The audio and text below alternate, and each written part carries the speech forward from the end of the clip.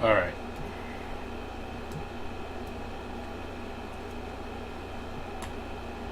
Let me just get this going.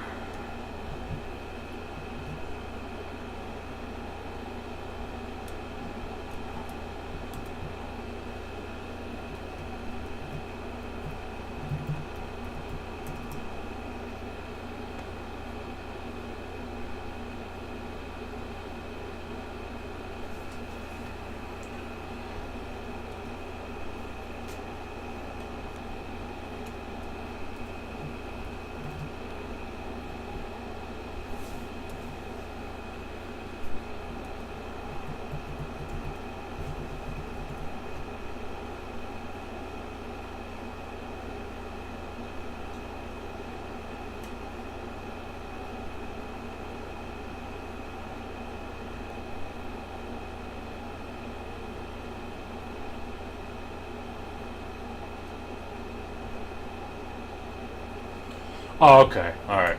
Not gonna miss anything. Okay. Sorry, I was just, looking.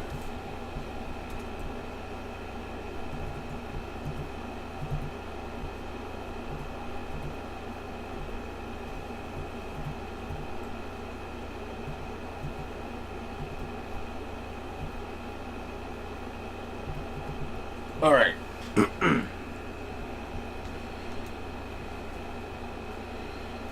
Crap. Duty calls. Alright. Let me, take care of that real quick.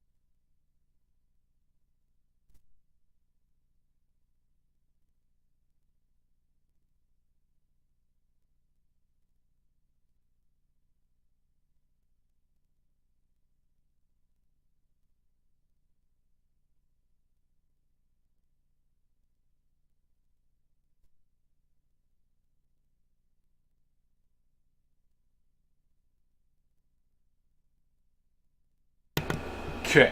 Let's kill off some zombies. And also stock up too while I'm at it.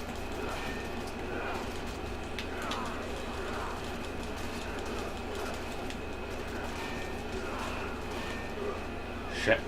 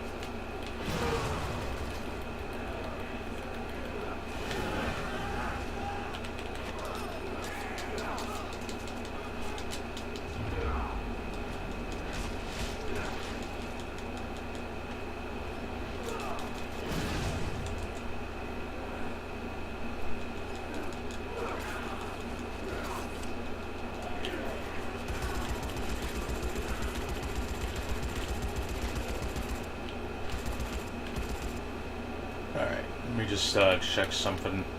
Oh wait, no, that's not it.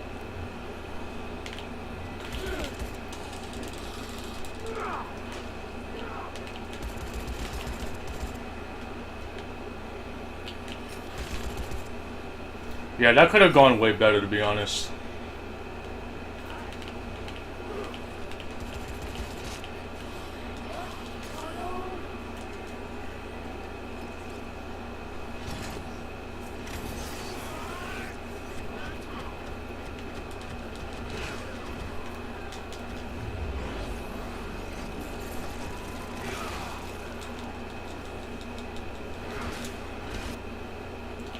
Alright, let me put a marker for here so I can head back to the mall.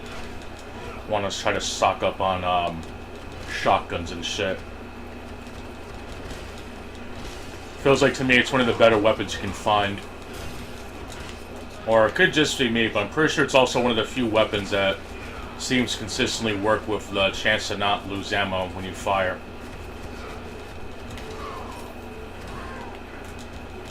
Though it could very well be a schizo moment, however you say it. But yeah, I honestly enjoyed this. I wouldn't expect to have this much fun playing it, but it's, I'm sure there's going to be somebody who's going to be, oh, why are you playing this? You should play the other games. Well, I'm sorry, I don't care to. Doesn't mean I'm not going to be able to acknowledge the fault to her, but it's, I really don't give a fuck right now. It's just good old goofy-ass fun. That's what I want. Now, is it perfect? Obviously not. But I don't really give a fuck.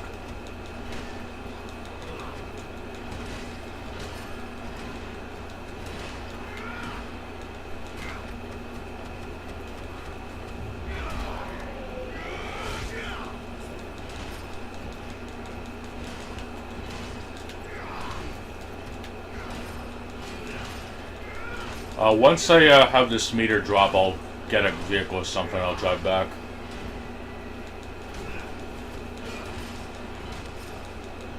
Actually, I actually saw someone mention this is like one of those games that's good for Christmas. I'm actually kind of surprised I put the connection on it, because doesn't this game take place around Black Friday or whatever? And then the whole game is just like set in some sort of winter apocalypse or some shit. Well, damn, I died.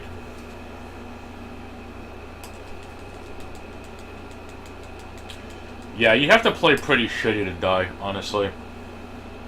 Oh, the game is too easy. Well, no shit, it's too easy. Does it mean that it's not fun? No. It's not like there's like 3 other games that are worth playing or whatever.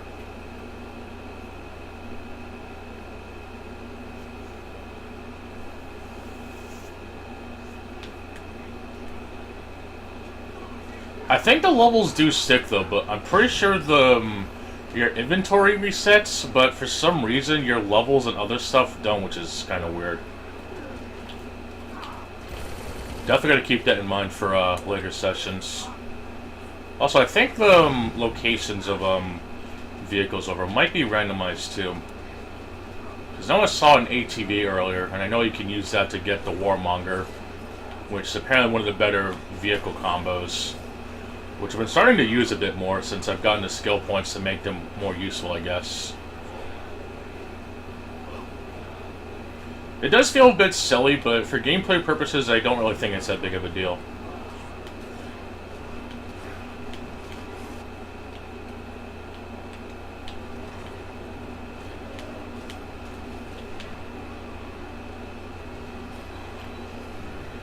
I just wish you could do this sort of thing in the original Dead Rising, because that's the thing I really liked about the game when I first played. It's like, oh shit, you can explore a mall and stuff, but the fucking time limit just like fucking ruins everything. I'm sure there's some depth to the other one, but it's just like, I don't know. There's also other shit in it that just annoys me too, like with the escorting things. It's just fucking stupid. I hate it. Now, yeah, in this game you have to protect people and stuff, but it's mainly just potentially upgrade your safe houses for different reasons. So there is some actual incentive of doing it. Granted, the people you rescue are generic anyway, but it's whatever. Obviously, a lot of game sequels are going to simplify shit for better or worse, but I don't care, dude. I bought Dead Rising to kill zombies, and that's exactly what I'm doing. Obviously, there are some things the other games do better, but I really don't give a shit right now.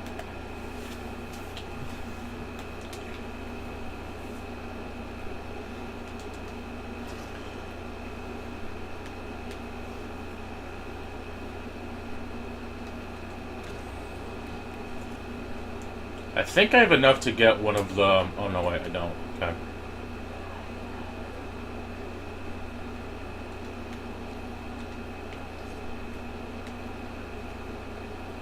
Okay, I don't think I can buy the last skill point for vehicle carrying, I think.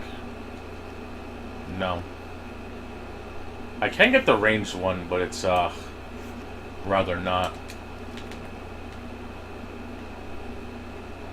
I think the names are randomized here, I think. I think one of us said Otis, which just made me go wow, because it's pretty sure it's one of the characters from the original, and yet they just kind of reference them for some reason. It's kind of silly, but oh well.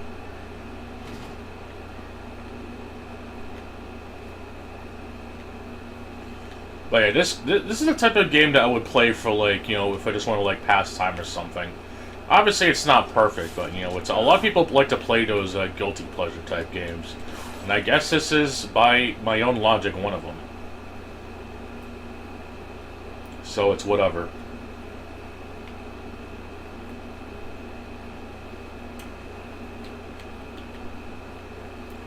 And there's a key I can't get, unfortunately. I know there's some collectibles you can't get right now. I could probably go around and getting them if I could. I'll have to pillage the safe rooms though, because I want to try to have a stack of auto shotties, or whatever weapon is like really good.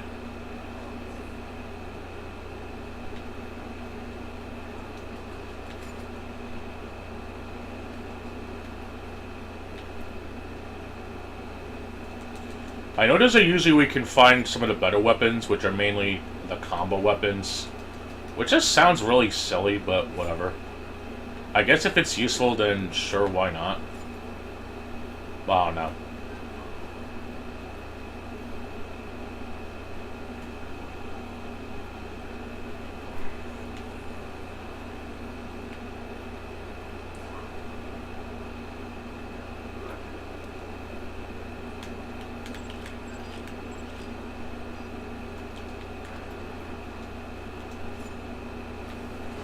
Alright, any auto shotties?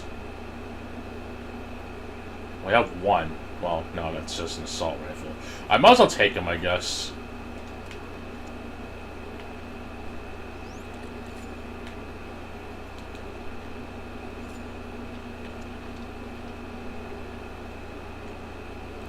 Alright, let's see if there's any weapons I should, like, not weapons, excuse me, things I should dispose of. Actually, I might take that with me, because I want to see if I can make one of the combo stuff. I know there's like a jewelry store I think I can go to, and I can get some good stuff.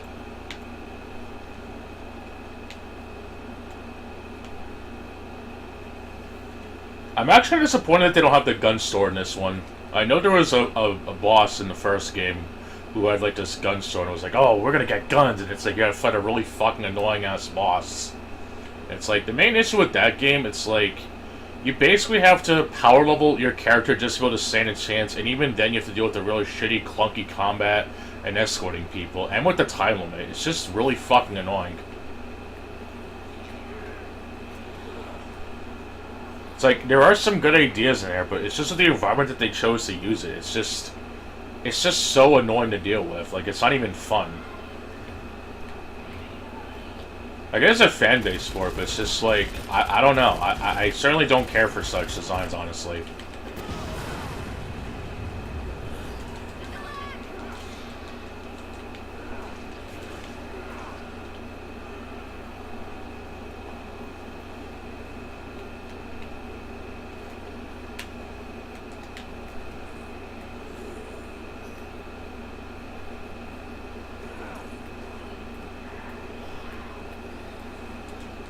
Like, the infinite mode also wouldn't really be that shitty if they didn't fucking poison Frank for no reason.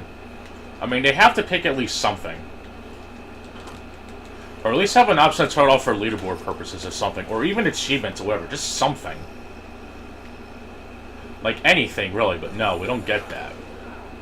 Because I know the whole point of the infinite mode is to survive for as long as possible. But that shit was, like, legitimately hazardous to your fucking Xbox at the time. It's just like, why couldn't there have been a toggle to at least have, like, you know, turning off poison? Like, this will turn off achievements and progress or some shit. Like, that would have been so simple and actually would have felt rewarding going for the game. But no, they couldn't even do that. It's just fucking stupid. Like, I would love for some sort of mod in the PC or whatever, just to have that feature turned off or something. But we don't get that. We just get whatever. It's annoying as hell.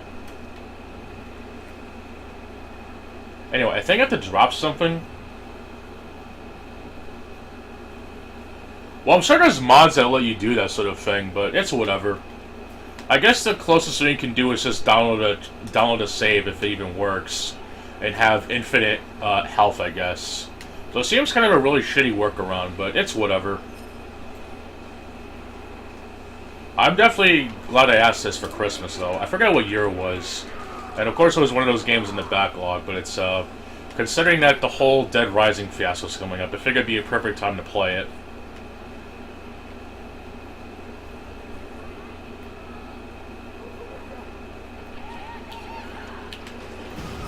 But yeah, I know you mentioned you're not really a fan of the zombie games, and this probably won't change your mind, but if you just want good, clean, silly fun, I don't think there's too much wrong in buying this, honestly. But that's just how I feel, honestly. Is it slop? Sure, but it's not the kind that makes me annoyed. Also, if anything, I'm having way more fun with this than I was playing with Dead Island 2. Like, obviously both games are designed to be dumbed down in mind, but there's just something about Dead Island 2 that annoys the hell out of me compared to something like this. Probably because it's an actual sandbox, there's no bullshit invisible walls or something, but I don't even know.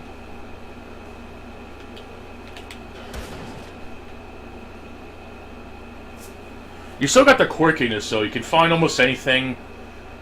Weapons and whatever are plenty. The only difference is that, unfortunately, there's no true co-op like there is in the later games, but it's whatever.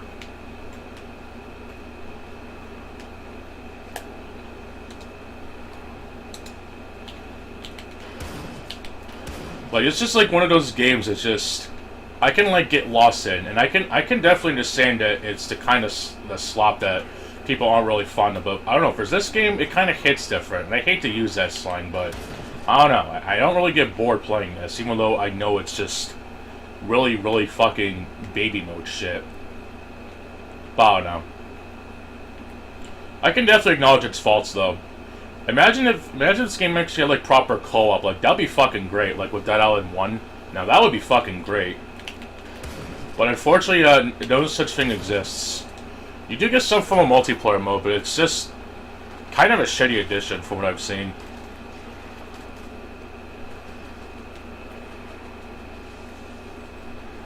Anyway, I'm just trying to find jewelry and shit so I could make the laser sword. It also makes a pretty good light source, to be honest. So I'm trying to get that while being attacked by other people.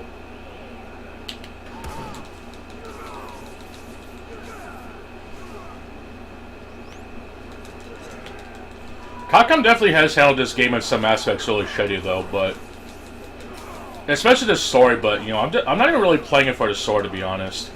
It definitely does suck that TJ did get recasted in this game. And I'm definitely not going to deny that. But just for the purposes of playing for the game, I just kind of don't give a fuck. Which I know sounds really shitty, but it's like, I want my Dead Rising fix, and this one's probably the only one that I'll be able to get. That and the, what the hell is it? That Dead Rising 3 DLC, where you can basically play as various Capcom characters in a arcade setting, which kind of makes sense. Which makes sense as to why there's a time limit for that, because it's meant to be like an arcade game and shit. When it comes to just the sandbox stuff, I definitely do not want a timer, honestly. It's, a lot of games pulled that, and they never work for any of them to do it. Something like Majora's Mask, at least, it's just awful.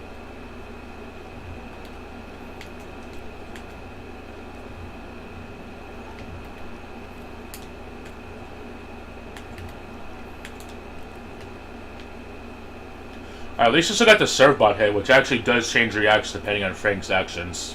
Whether he runs to take damage or something. So the quirkiness is still there, it's just Hank East, I guess you're playing as or whatever, but I don't know.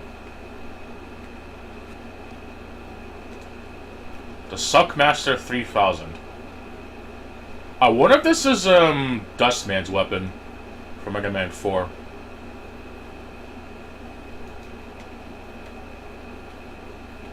Apparently had a really cool design in the original game, but then in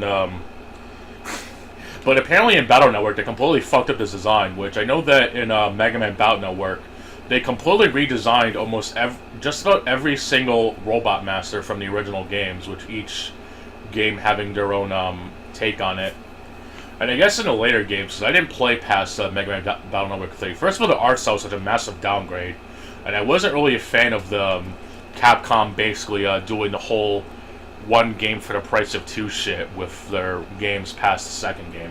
And yes, you can actually dress up Frank in female clothing, which I'm sure was a thing in the first game, or whatever games had it, so gameplay-wise, it's, I guess, a little more easier, I guess, than the eyes, but it's still definitely there.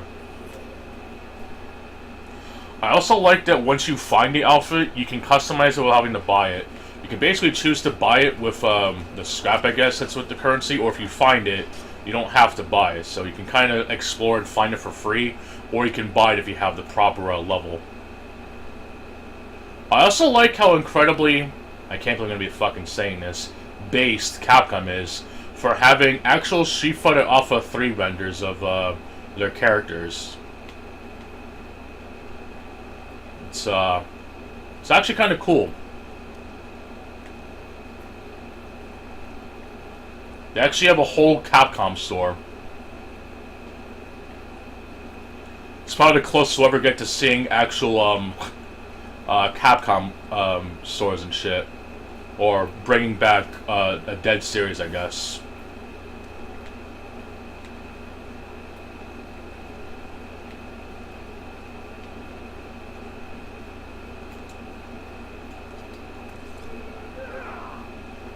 Unfortunately, you have to find the claw, but it's still pretty cool, honestly. I do wish there were other Capcom characters you can dress up as, or at least I think you find them later on. Apparently, you can find a Morgan outfit. If you ever want some nightmare feel, you can just imagine Frank West wearing a Morgan costume from Darkstalkers. Here we go. I think this is it. Pheromones. Jesus Christ. Some of these names for sort of stores are silly. Why the hell does it look like a kid? Whatever. I'm gonna get out of here before I do something stupid. Oh yeah, there's an RE3 Joe costume. Oh, I'm assuming you mean the original. Oh god.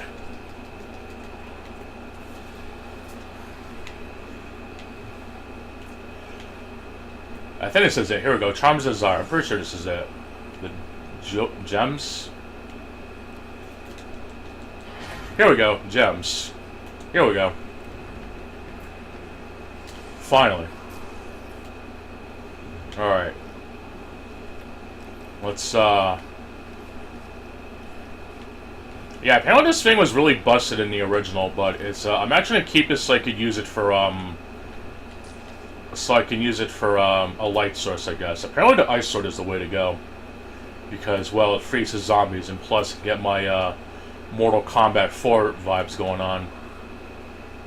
You know, technically in Mortal Kombat 4, Sub-Zero had a mace with ice on it, but you can actually freeze people with it in that game. I know in Deadly Alliance and the other games he had an ice sword, but it didn't actually freeze people. So it's I'm gonna go with that analogy.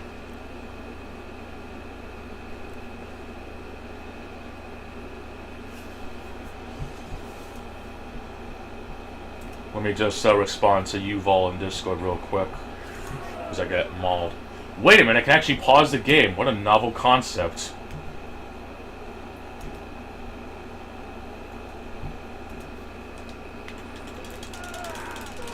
Handsome fighters never lose zombies.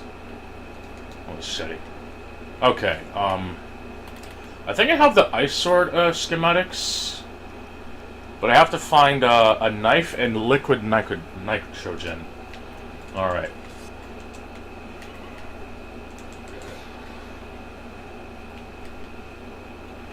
Guess I'll go back here again.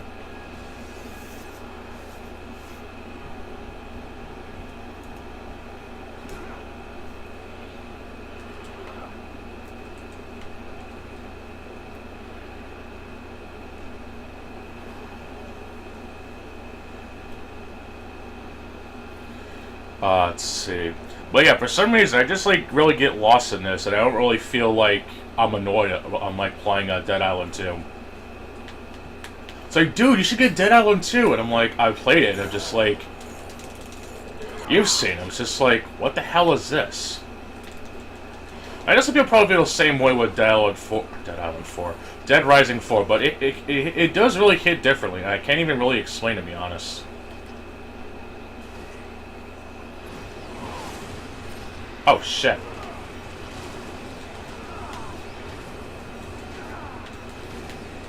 Damn it! I got sunblocked. God damn it! That would never happen in the real Street Fighter. This is not derogatory. What the fuck Mr. Sparrow said in that shit. By the way, speaking of locals, Wings has been doing really stupid shit again. And it's kind of pathetic at this point. Here we go, automatic shotgun. Can never go wrong with an auto shotty in games. But I do have to leave that magic wand behind.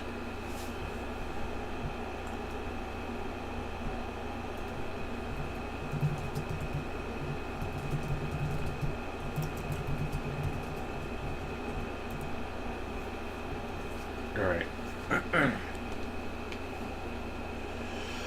Okay, liquid nitrogen, and I missed a collectible. I'm gonna have to go back and get one of the training manuals so I could do all that fun stuff. Suntan? Oh shit.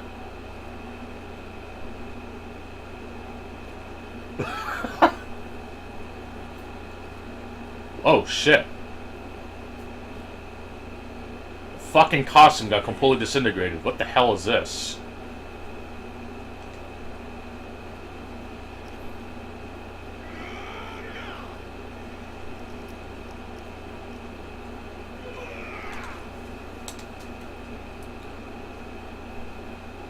Alright. Now we're playing Mega Man Legends 3. Somehow. Somehow Zero has a fire sword.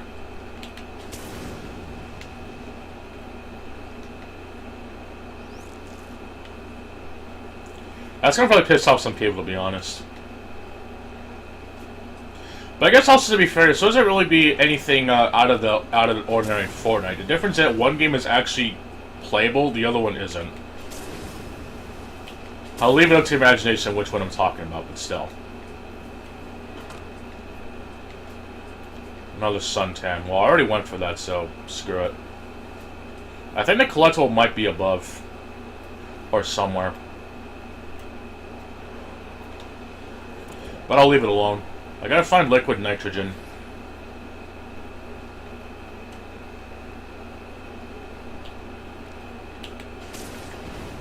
Probably in a frozen place, right?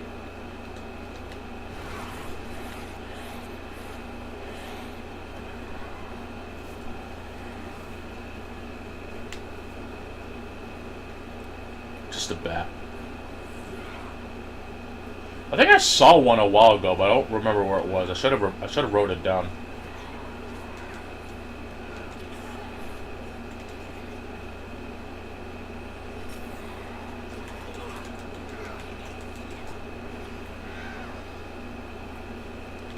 Oh, here we go. Graffiti tag. You fucker.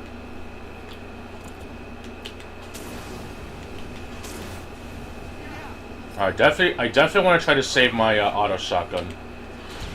Fuck. It also fires even if you don't, even if you already have it. Wow. All right. Got to make sure to push the R2 button. All right. I'm actually curious how you can refill your camera shots, because for some reason I had like a lot, but now I don't even have enough to get the rest of the shit. So I don't know what the hell that's about.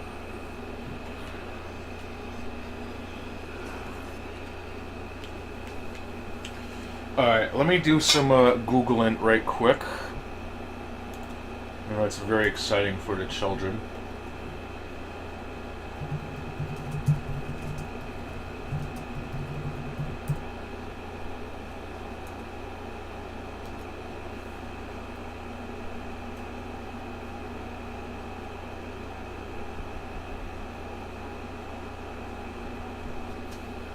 Oh, okay. Alright, North Pole. Okay. I think that's not far from here, actually. I'm also disappointed I don't have Jill's sandwiches, unfortunately. I don't have that in this game. I'm very disappointed at Capcom. That is, not very based.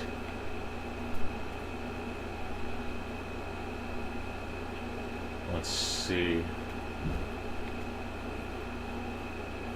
Whoops.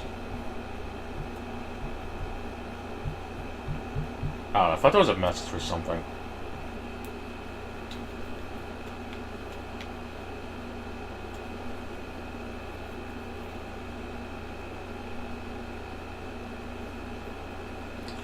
Oh wait, I think I just saw it. Frotzies? I think I just saw that. No. Wait a minute.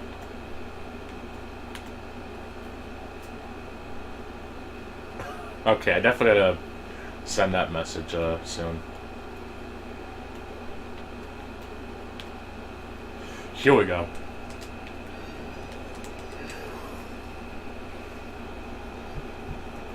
I'll just go there, I guess. Yes, a Jill sandwich. I don't know if that's supposed to be a reference to Futanari or if it's just the name of a really shitty porno. But yeah, Wing. I think I mentioned on the Discord how Wings was basically caught looking up some rather questionable content, and apparently it was too stupid to even to at least have it not show up on his search history. Now people are gonna make fun of him for it. I maybe give it about not even a week or whatever until he starts banning people for mentioning page 5. Because he's that kind of dude who'll ban you for referencing like the most obscure shit. And then when people know about it, they're gonna... It's just gonna be a vicious cycle, I guess, if you want to call it that. I mean, I think he's even banned people for, like, mentioning something. Like, I think even with GTA 6, actually, it's like, oh, ban anyone who mentions GTA 6. It's like, come on, dude. I mean, I don't like the game. I'm not gonna fucking ban people for it.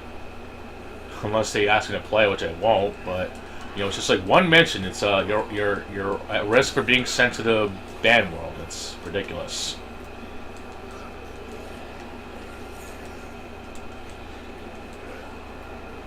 It's very, very ridiculous. Yeah, I remember the line. Resident Evil 1 was very, very cheesy, honestly. Supposed to be like an American horror movie made by Japanese devs.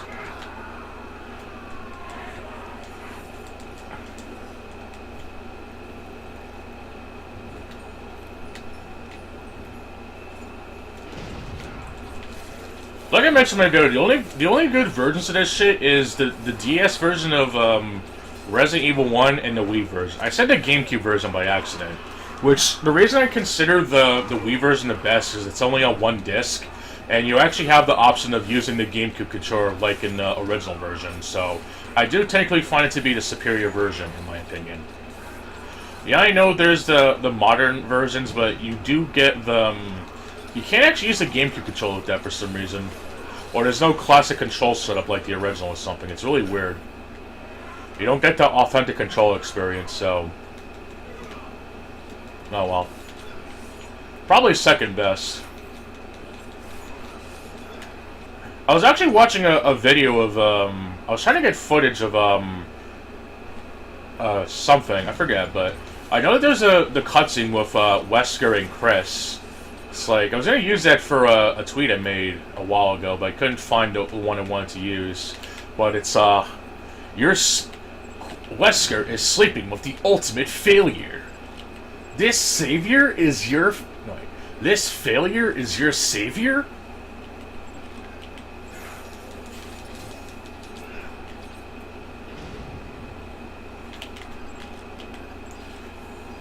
There are definitely a lot of great lines in both scenarios, but unfortunately if they were to continue to campiness, I don't think people would take in the series that seriously.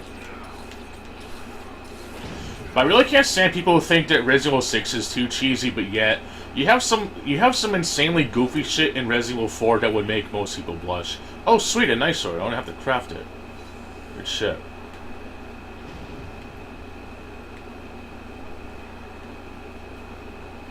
Oh, here we go. Liquid nitrogen. I almost said something even more offensive.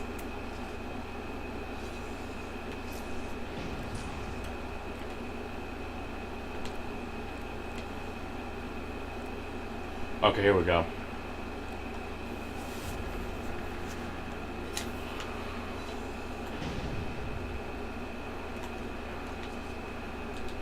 Yeah, I definitely gotta keep a backup melee weapon just in case, because I know that this game is kind of funny with such things.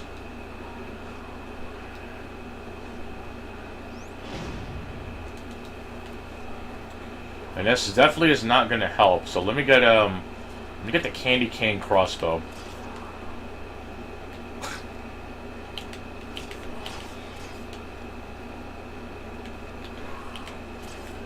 There we go. Do I have enough points? Oh yeah, I do. Let me go back to the safe house.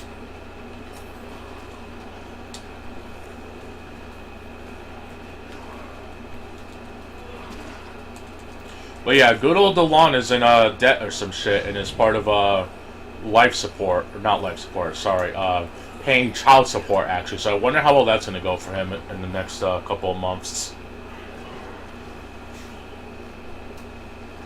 It's, I think I mentioned this, but there's actually videos of him talking about his future daughter compilation, and it kind of goes from funny to just plain ironic now that there's more context to fill in the void of the what the fuck is this shit moment.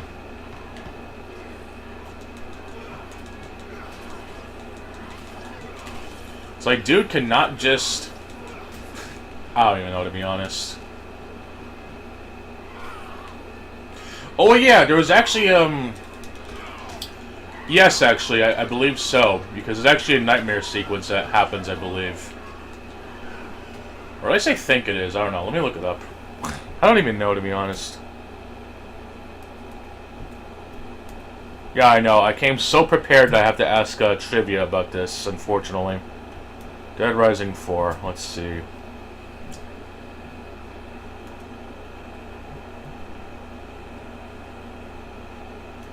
Yeah, Williamette, yeah, it's the Parkview Mall, which was in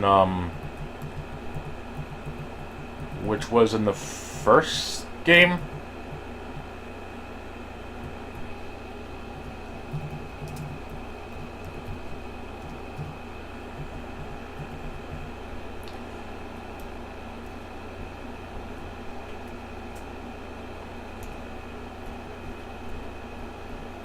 Yeah, this is the...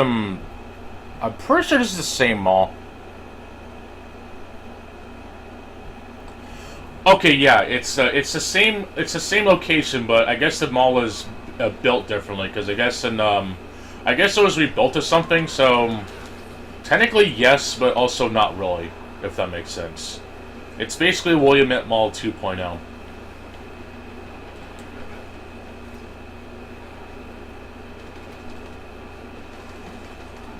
I guess it explains why that the land is completely different, which I guess makes sense. Now that I know the context and shit.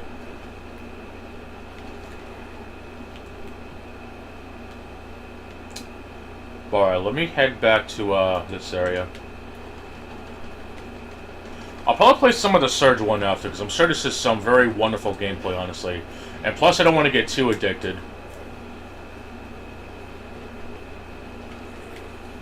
It's not something like RuneScape that I can technically play without being bored, but I know the game is very fucking boring to watch. It's like golf for some people. It's like the MMO version of golf. Fun to play, boring to watch. Unless you're like watching someone do like PvP, or you're like fighting a really known hard boss, and then you might get someone getting an extremely rare drop or something. Everything else in between is just kind of... I don't know.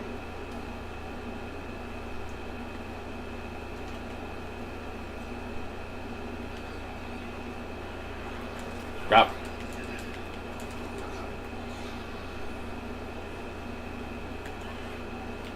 I guess I gotta go fight the sub-boss, or, yeah, optional boss really quick. They don't have psychopaths in this game. Instead you have generic maniacs, I guess. So this one actually has you fighting a crazy Santa Claus, which has fortunately been done a lot of times. So it's not exactly the most creative thing in the world, but at least it's not as annoying, I guess, because of the psychopath system in the first game. It's like, oh cool, you found a psychopath. Now you have to figure out how to beat him and then all that fun shit. Oh no.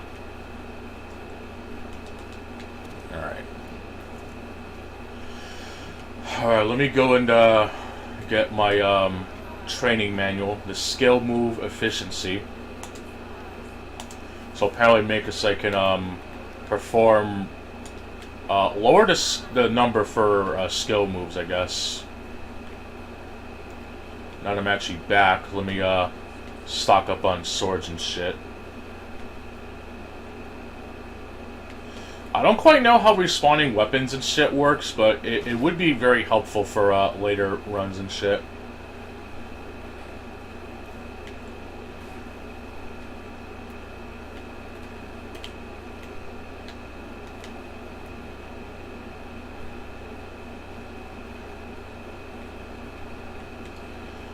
But anyway, enough about my bullshit. How's your week been going?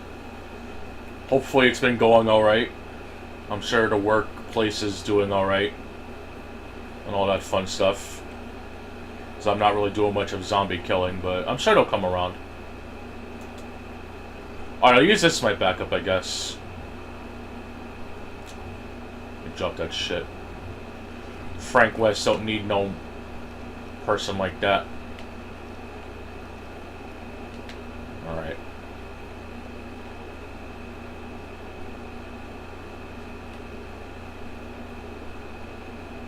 Oh yeah, you were mentioning about that. That's good. Very nice. And I'm sure you'll get back to your favorite game of all time, Dark Souls 3. We can sleep off the pain and all that fun stuff too.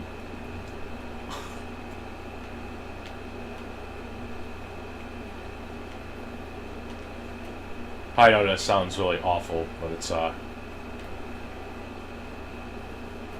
apparently people call it one of the best games ever made.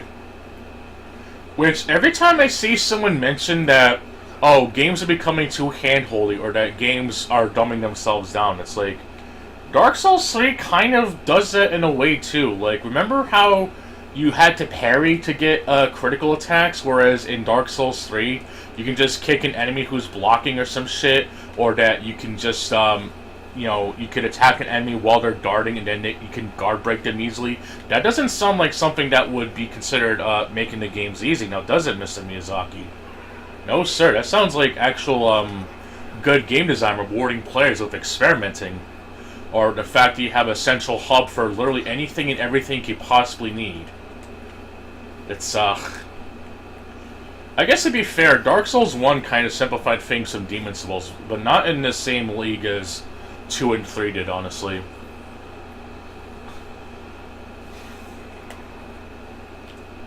It's like, I get really annoyed when people mention stuff like that. It's like, I bet even Elden Ring has done shit like that with its, you know, the fact that they basically cut out most of all the boss runs. This was back when I was friends with the same person who basically decided to cut ties with me because I dare talk about Elden Ring in a negative way about playing it. Well, I guess I won't be able to vouch for that with the likes of Mortal Kombat 1. You'll be able to hear for a long-ass time about how Mortal Kombat 11's story was shit, which is definitely understandable because it was shit, but it's how we felt.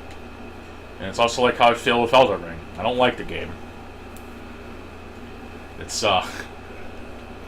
it can stand its, sandbox of the North, I guess.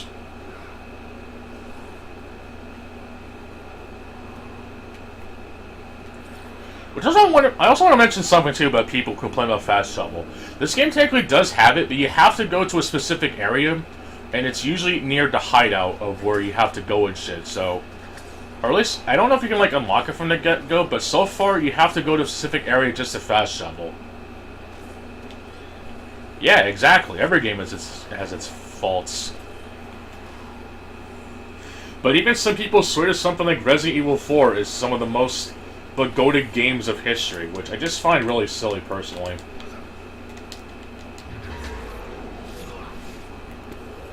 Which I guess for a time it was, but it's just like, it's aged like fucking milk, I'm sorry.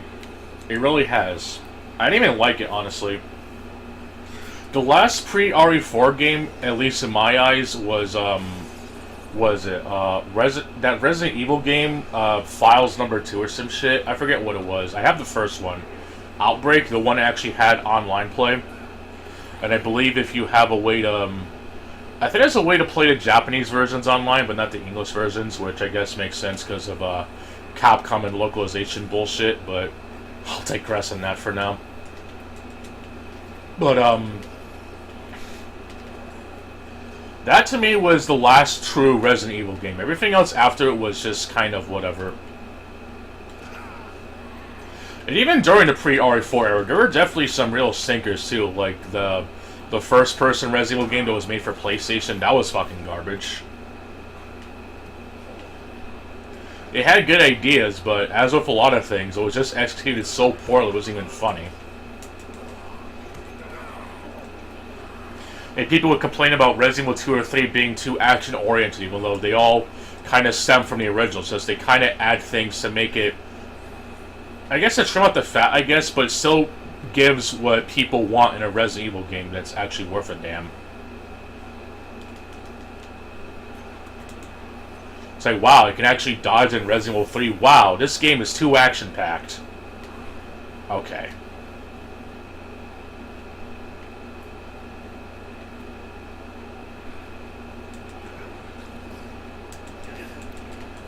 I don't know, it's just silly to me.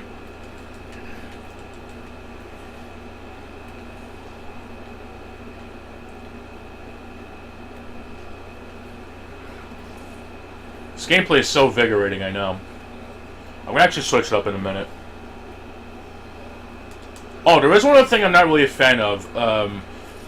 The game's saving system is kind of fucked, in that the only way for the game, I guess, to technically save, I guess... Okay, I don't really know how to explain it, but I'm going to try to explain it the best that I can, because I'm really not a fan of how this game saves, if I'm going to be honest. So I guess there's two different types of saves. You have a checkpoint save, and I guess you have a status save, I guess. Whenever you see the little icon on the top right that has a little spinning thing, I guess that saves your status and stuff. Like, if I were to hit load last checkpoint, the game basically tells me to kill myself, which is hilarious. And I'll get sent back all the way to where I was when I started, which is in the town or whatever. But if I were to get a checkpoint reached, it would save at the location, if that makes sense. Yeah, exactly. Dark Souls 3 is basically Dark Souls 1.5, but without any of the improvements on Dark Souls 2. Which is kind of ironic, because I kind of view Bloodborne the same way, where they didn't... I know it doesn't really make any sense to compare, but it's like, there were things in Dark Souls 2 that were improved from the original, but Bloodborne kind of took those out, like the ability to jump with the left stick, the New Game Plus feature, which is definitely a blessing for people like me who don't really care for New Game Plus. The fact that they removed stamina sprint during the ladder climbing, I don't remember if you could actually inject with that on or whatever, but it was definitely annoying. And it's like, they also inherited a lot of things from Dark Souls 2 that were kind of annoying, but I don't know.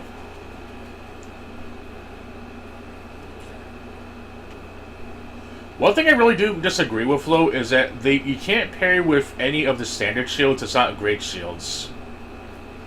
Which, even as someone speaking who doesn't really parry that much, it's like, oh, you have to use this specific shield to do parrying, and then others is just for, activating your weapon skill or having some sort of shitty move that no one's going to bother using, because the weapon arts are actually shit.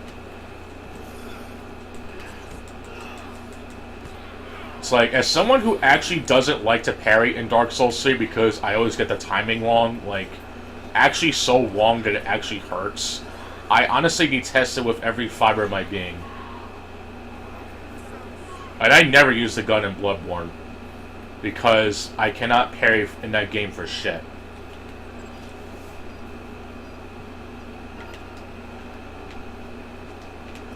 Oh no, a survivor died. Now I gotta restart the entire game just to get the one good ending. Which I really want an explanation about how you can just ignore the timer and only have to care about it if you want to go for the one true ending that lets you unlock overtime mode and infinite mode. Like, I really want an explanation how the fuck that justifies the game having a time limit. It's like imagine you're playing Grand Theft Auto, right, and there's a really hard mission that you can't get past because you're not a very good player or whatever, and you just roam around in the first island and not having a care in the world. Like, that's just a really shitty excuse for the design that Dead Rising 1 has. It's like, I just find that very silly, to be honest. It's like, there's other things in the game that are nuisance besides the timer, but it's like, it's kind of the whole thing that boggles it down, honestly. But it's just like just ignoring the core problem and just fuck around regardless. It just seems really stupid. Like, just be like complaining about the time limit in the Resident Evil Mercenaries mode where you just want to shoot zombies until you're dead or whatever, which just seems really stupid. But speaking of stupid, let's go ahead and move on to the Surge, because I don't want to keep boring you with me just running around and shit, but I am going to at least very quickly try to pick up something to trigger the autosave, which will be in this room.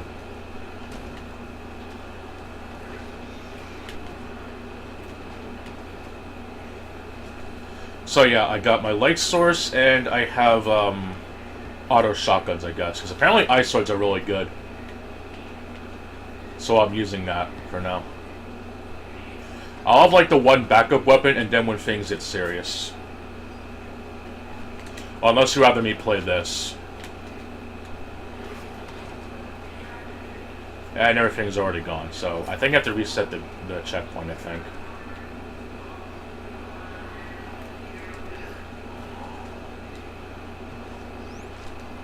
Well, I'm just gonna wait for the autosave to come up, and then I'll go ahead and move on to the Surge. There we go. So yeah, there's that autosave icon. Now, if I actually give up on life, it'll put me somewhere completely different.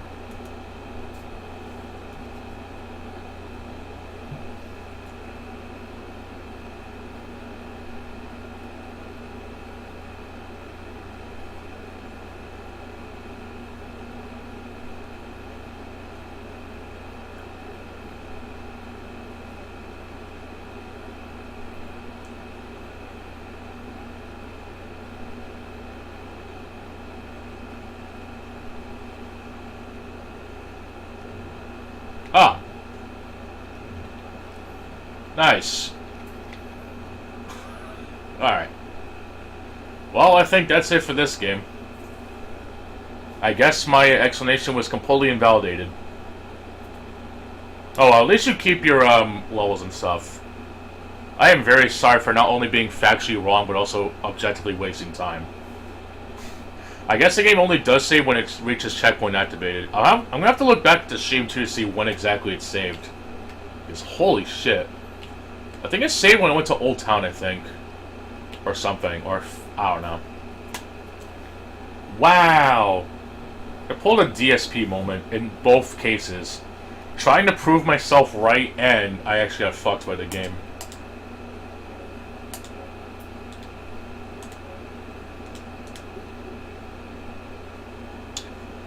But yeah, I think they mentioned Dead Rising 3 you can save anywhere, but in Dead Rising 4 you actually can't. So, yeah, that's kind of shitty. But wait, with how easy the game is, it shouldn't be that bad. But oh well, I'll collect the stuff on my own time.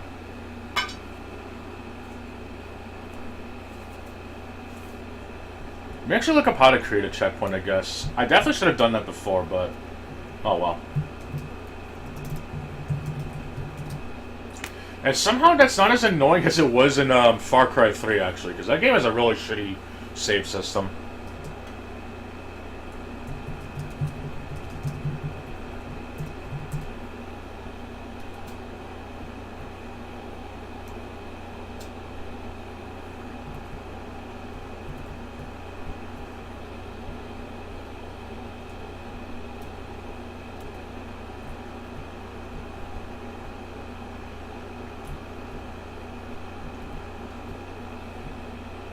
Alright, let's use the surge. I was just looking something up, sorry.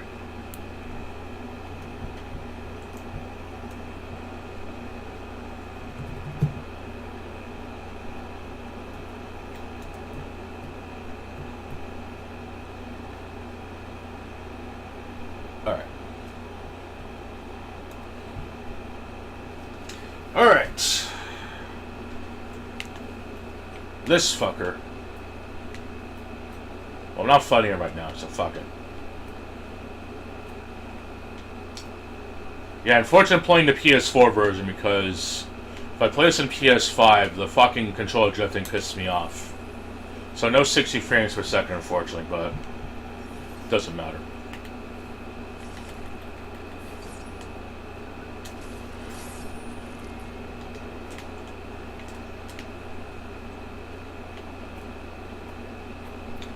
But yeah, I actually do like this game as well.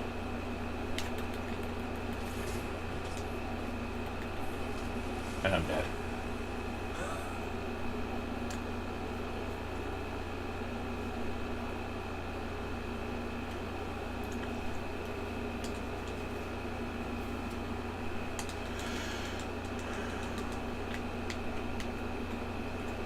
Anyway, I know it's going to sound really stupid, but I know you said you have the game. Did you get the DLC or not yet?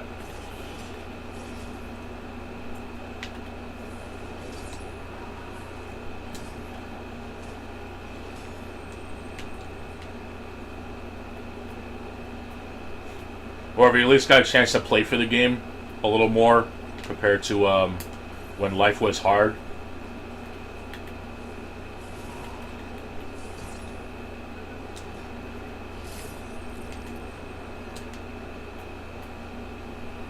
Yes, for Elden Ring. I can still have conversations about a game I highly detest without going all ape shit. It's almost as if it's called being considerate and not trying to be an asshole about it. Not trying to sneak this, of course, but it's just like... that is an actual thing people can do. Like, even talking about Assassin's Creed Unity on the Discord while talking with Yuval. Because he really wanted me to play the game with him, but unfortunately Ubisoft servers just failed to work. Like, we get maybe 10 minutes and then the game just completely craps out.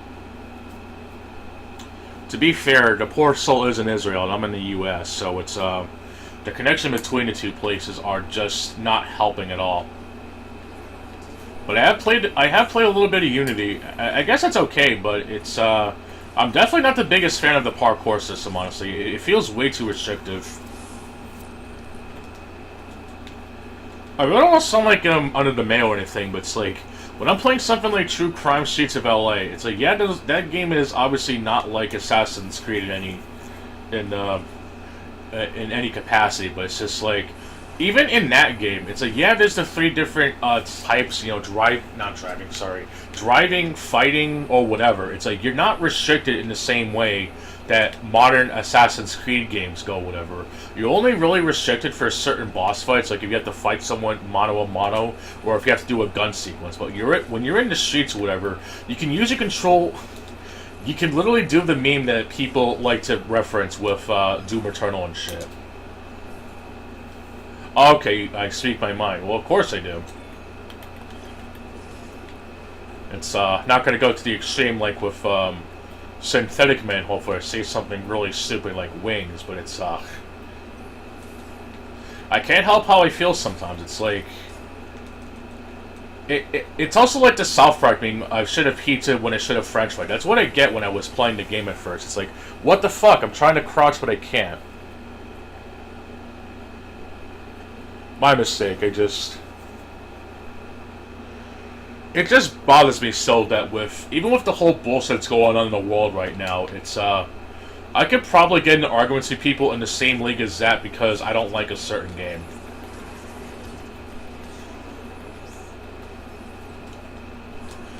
Yeah, it's kind of silly to be honest, but I guess some things never change. As I keep dying like a lot, but it's fine. I actually have the sequel downloaded on the PC. I just gotta find a way to play with the fucking C drive clogging up like a motherfucker.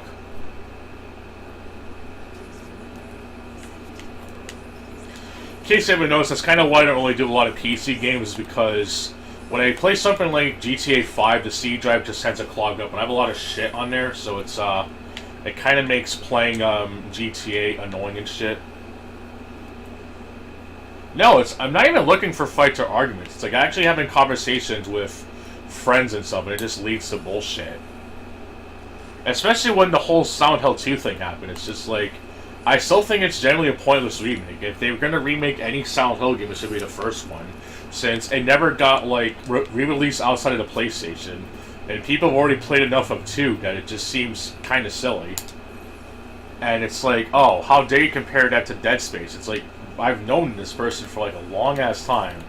I'm going to keep bringing up bullshit, but it's kind of relevant with today's situation of people being pissy over gaming opinions. Especially with Dead Rising, regardless. Like, even for the people that are fans of it, like, how can they be back if they don't even have fucking TJ voicing Frank West? I'm pretty sure that's one of the biggest criticisms of Dead Rising 4 is that they replaced the voice actor, which I can definitely agree with that game. It's like, them replacing the voice actor is kind of fucked, but it's like, I don't really consider it a W for Capcom if they're remaking the one game that they technically already remastered. That's more or less the preferred way to play it in today's times.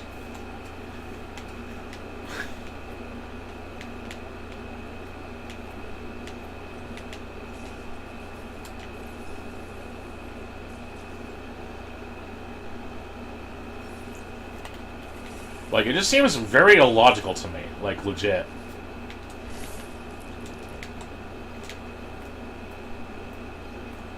Like, considering how some people are legitimately uptight over their gaming series, it's like, imagine if they were somehow to talk about Assassin's Creed in a video, and I get people mad at me because I said an opinion that they didn't like. It just seems fucking ridiculous to me. The only opinions I get really annoyed at is, like, actually wrong opinions about games even games I like and don't like. Like when Mayo talks about Halo, for example, or One Boom talking about Doom Eternal, or even that one dude who said there wasn't going to be spoilers for Dark Souls 2, but then spoiled Vendrick, which is obviously a big fucking spoiler if you played the game. It just seems... Yeah, tribalism. That's what it is, tribalism.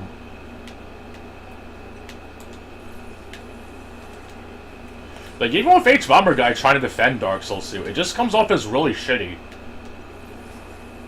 It's, I mean, he had it in the first half, like the meme, but then it just, as it goes on, it just starts to completely contradict himself.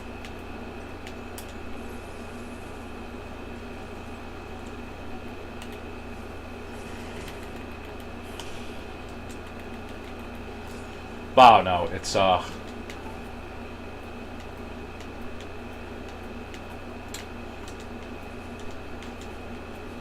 At the end of the day, though, I just play what I like, honestly, and if I enjoy the game, I'll enjoy it. If not, I'll try to finish it or just quit it, depending on how I feel about it.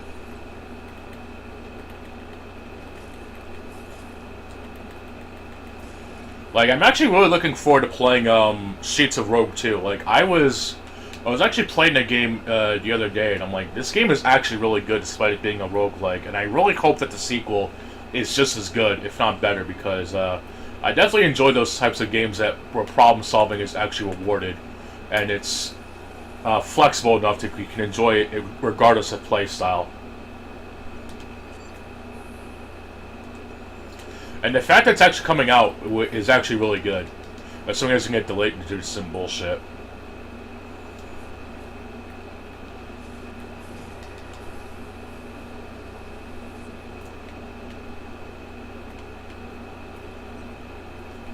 This is technically on a newer save, by the way, because it's actually an achievement that you would normally have to get by going through a good chunk of the game. I'd really rather not go for it again.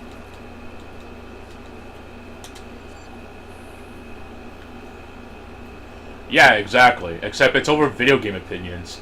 I know it seems kind of ironic for me to get mad over opinions of this sort, but it's like, if you walk up to someone and say, I like Call of Duty, whatever, they get pissed off.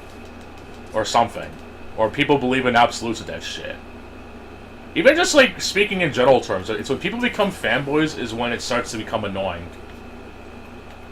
It's like, I know people who really love Call of Duty, and that's perfectly fine. The problem is that when you act all fanboy is when there's a problem. You can still like something, but still acknowledge its faults. Or at the very least, not come off as fanboy about it. Or at least being obnoxious about it, whichever one comes first. It's kind of the main reason I play Call of Duty sometimes, is because I know it's a game that they like, and even though I'm not really a fan of playing it, I try to take some time to play it, or at least tagging along, even though I would rather do other things, personally. Or even putting time aside to play Assassin's Creed Unity. I'm really not the biggest fan of Assassin's Creed, but knowing that Unity is one of the few Assassin's Creed games of actual decent multiplayer mechanics, I figured why not try to play it, but whoops, Ubisoft servers don't fucking work, and it can't even get the damn game working, so that's a big fail on their part, honestly. Even playing something like Dead Rising 4, despite being mostly single-player with a really shitty multiplayer, is a hell of a lot more interesting than playing something like Fortnite or whatever hot and trendy new game is. Of course it's faulty as hell, but it has a lot of the same bullshit you find in there anyway.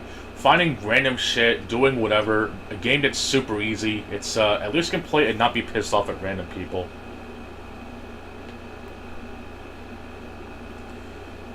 I could say the same, but I actually have lost friendships over not liking Dark Souls. It truly is the catalyst of such bullshit, unfortunately. And mind you, this was when I was like first playing the game. Like, I didn't start with Demon's Souls, unfortunately. I'm not that much of a Chad. Although, to be fair, it's because I didn't have a PS3 back then. It's, I didn't have a lot of, the greatest systems, actually. I didn't have a GameCube, so I kind of missed out on playing some of Nintendo's best games. But the games I did play, I really did like, so I can't really say I regretted it. I know I mentioned this in one of my other videos. I know I had, like, a shareware disc of a bunch of DOS games. And I know Quake was on there. I really wish I knew how to actually get that shit working proper as I fall to my death. I know I mentioned it in one of my other old update videos.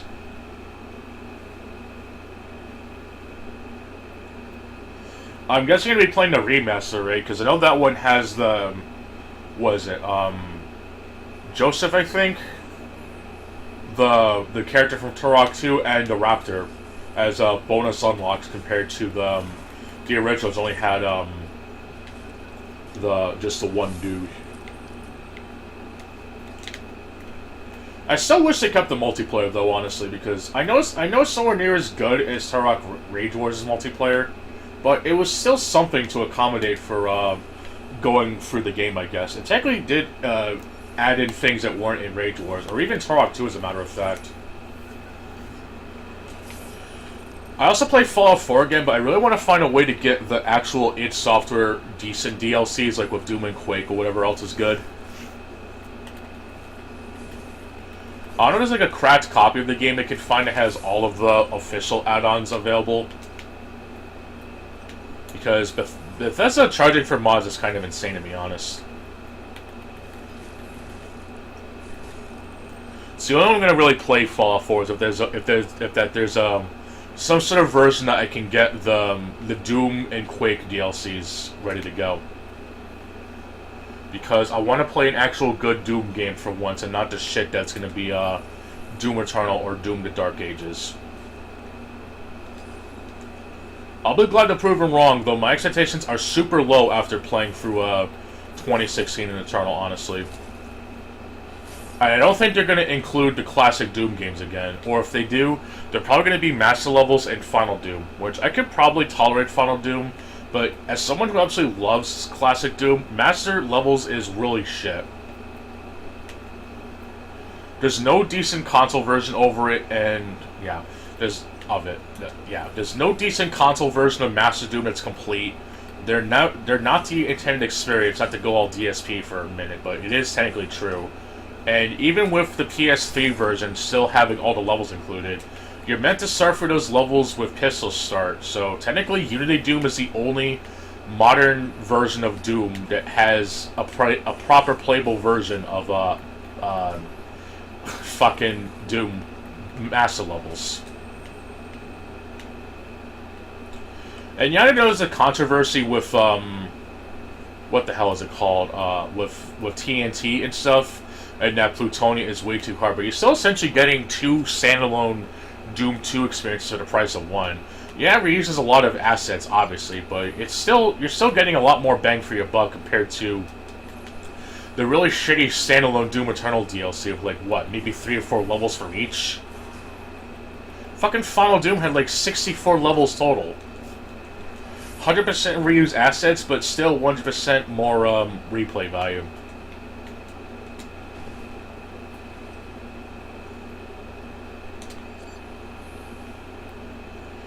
I haven't checked the list personally, but I have most of the games they have on there, unless there's like something obscure that I didn't get on my list. I know I'm definitely looking forward to getting Streets of Rogue 2, though. I think it's only being released on PC, though, but I really do want to play it, honestly.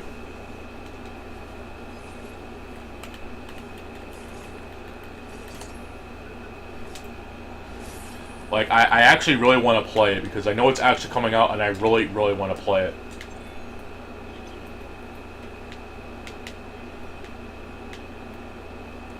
How about I'm actually excited for a new game, actually. But I'll keep my expectations as usual, because I know that I've been disappointed with new releases before.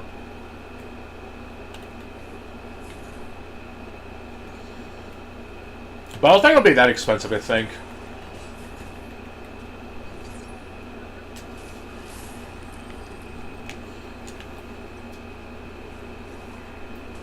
Oh yeah, I'll definitely keep an eye on that. I know there's another website I used to use, but I think the one you gave me will be more up to date.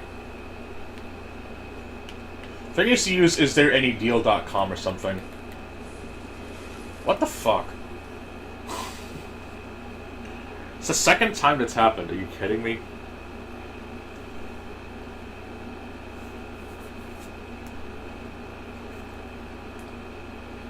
Anyway, I actually want to talk about Mr. Sparrow playing Third Strike. I don't know if you watch Nikolai's channel, but there's actually a highlight of him playing Street Fighter 3, and it's like...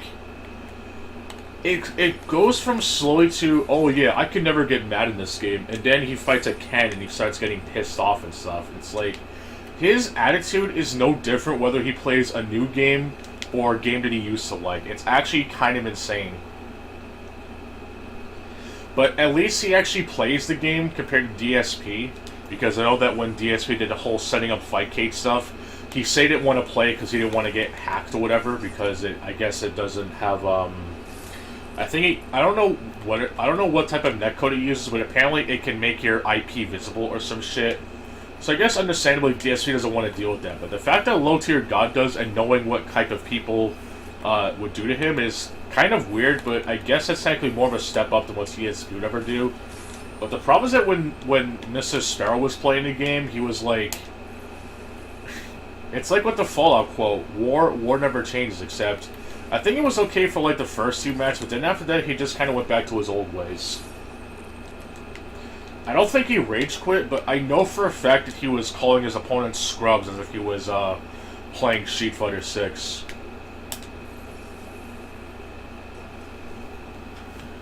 I also legit do not know why he's acting like Tekken 7 was like his best game ever, because I remember when that game came out, even though I fucking hated it, and I still do.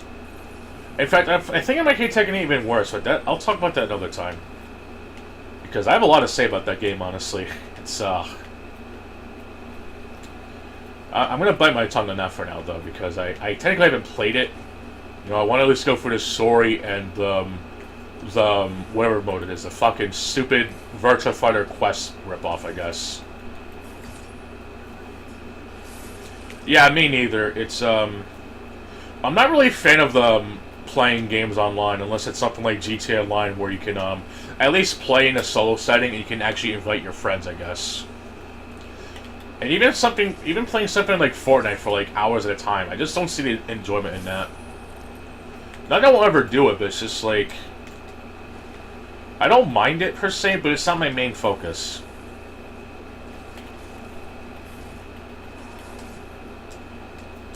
I'm actually trying to go through Dark Souls Remastered so I can kind of do Twink invasions, I guess, but knowing the road and suffering I have to do, I know that trying to stream that shit would be annoying. But it's, I'm technically trying to work on that, I guess.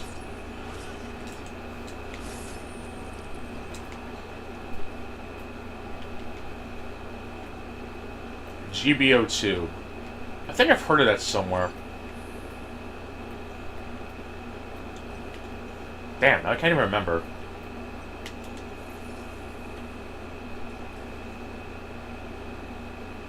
Yeah, I know you probably mentioned it, but I just can't think right now because I'm stupid, I guess. Oh, Gundam Battle Evolution 2. Okay, I got it. I just remembered. Yeah, that Gundam game. Okay, I remember now. I actually remembered in time before the chat came up. Thank God. Now, let me not repeat my sins and actually collect it. Yeah, there you go. That's the one. At least I still remembered, I guess, before it came up.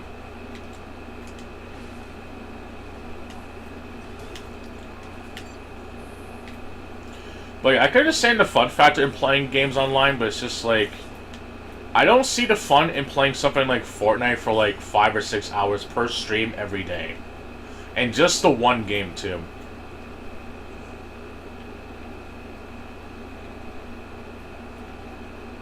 It's, Oh, God, Overwatch. Don't even get me started on that, too. It's, That game's certainly a mess, and not just the Shawman reasons, honestly.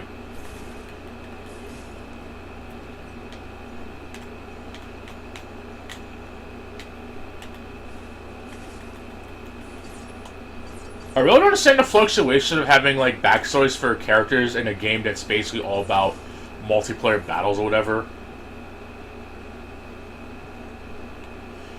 I mean, it's like if you're playing an MMO version of Mortal Kombat, but there's no like actual arcade mode or so to speak of.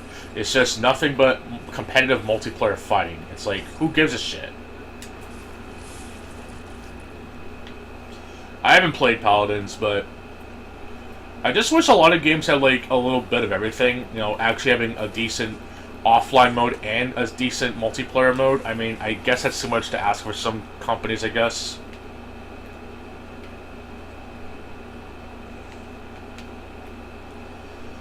It's, Oh, cool.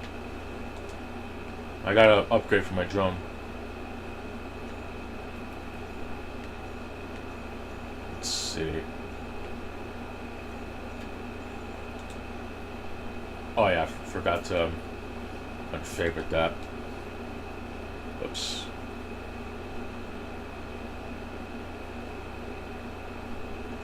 I'm gonna use a staff for a bit because I'm trying to get the what the hell is it? How not that?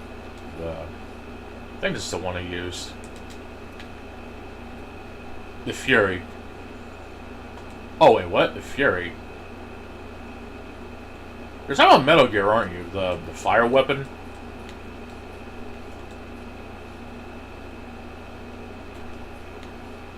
Oh yeah, there are elemental weapons in this. You have fire and some other element, I forget. Oh, you're talking about the alpha they have. Oh yeah, I guess in one of the DLCs they added, they actually added these two enemies that are kind of annoying to fight, but you do get some. They're actually at the beginning of the game, but they're basically they're actually really powerful enemies for the start of the game. But you can actually get their gear if you know how to dismember them. This game has a unique mechanic where you can actually dismember enemies for a chance to get their gear, but the problem is that even when you level up the proficiency, it's not guaranteed, but it is still kind of a cool way to not only show off that the character basically starts off as a cripple, but then goes to work at Creo to become a man, and then all the machines kind of start to go nuts. It's kind of a really weird version of Terminator about the Resistance, I guess. And,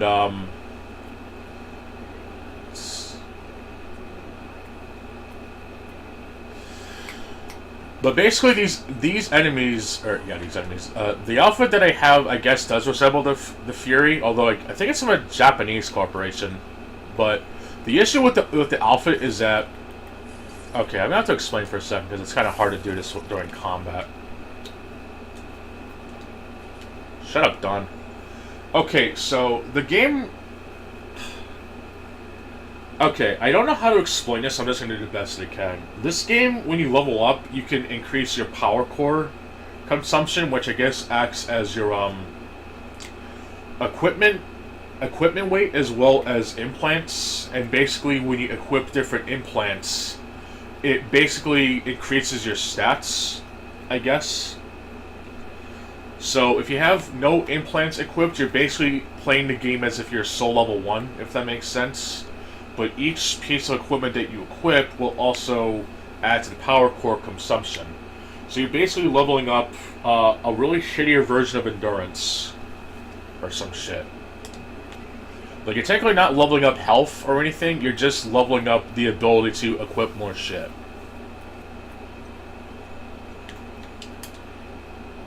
It seems really convoluted in practice, to be honest. I know a lot of people really hated this game back then. I think even Yahtzee called this game, like, a mediocre version of Dark Souls or some shit. Oh,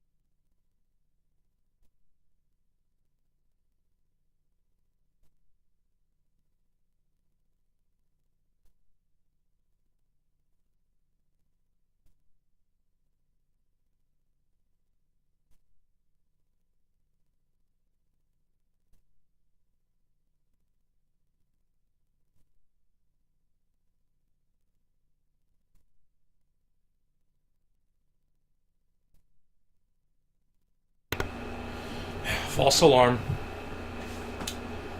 Oh yeah, also, unlike in Dark Souls, they actually pause the game. What a revolutionary concept. Anyway, hello, Mr. Z. I'm surprised to see you at this time. I guess life's all full of surprises, I guess. Well, yeah, something came up, so you have to excuse me. Make up a more fitting weapon. But anyway, when you level up, you're basically leveling up your ability to consume. No, you're basically leveling up to be able to carry more shit, I guess. Yeah, it's just nothing like Call of Duty Extinction, because this game is actually decent. Well, it's only single player, but it's not that bad.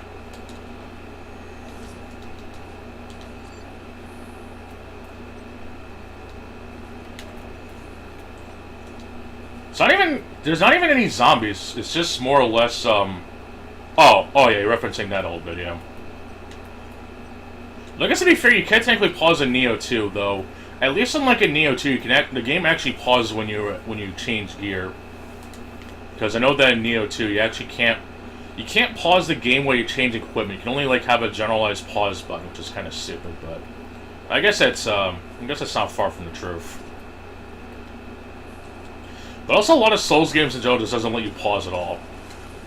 I don't know if Elden Ring lets you do exactly that, but I guess people complain about that too. Oh my god, the fact you can pause in the game makes it not immersive because who pauses in real life? Wait till you tell them what the hell is it? I know it's gonna sound really fucked up. Wait till you tell them what a coma is or cryosleep. That doesn't sound like pausing at all. Okay, I guess technically not pausing. You get the idea. But still.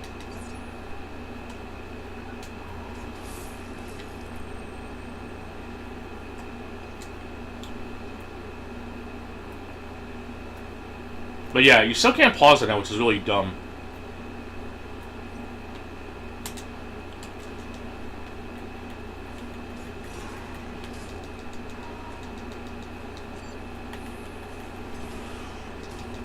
My theory about that still holds true, by the way.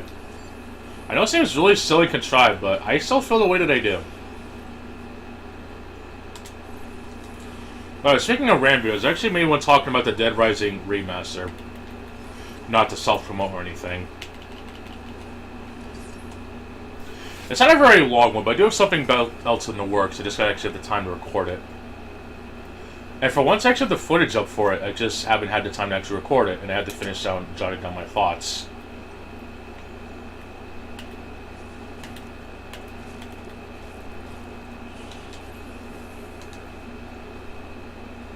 That's not possible.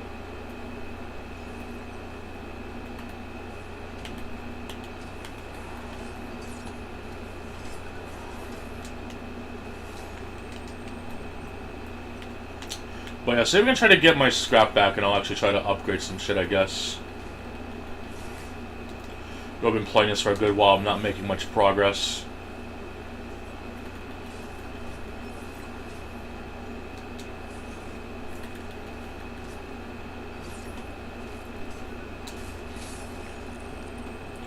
But yeah, I really don't like the dismember mechanic. I just wish that it wasn't on a complete chance.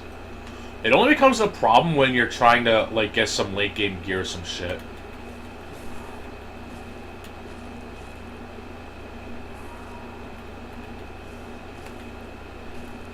But yeah, people didn't really like this game at all when it was new.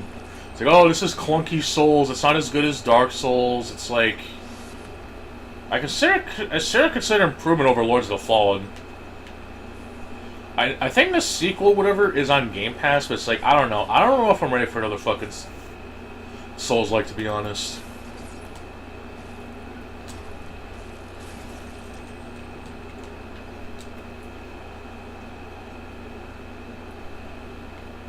Like, I already spent my money on, like, Mortal Kombat 1, and then, yeah, Mortal Kombat 1, Street Fighter 6, and Tekken 8.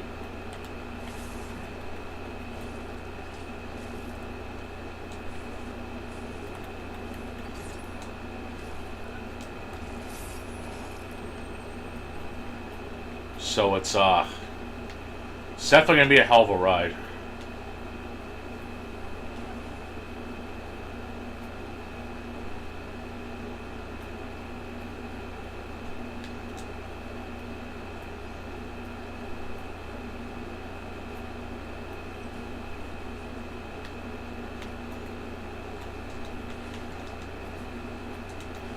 Also, for whatever reason, even though you can actually use those dudes' hammers as weapons, for whatever reason, you can't, like, use the turrets for yourself, which is really, really annoying.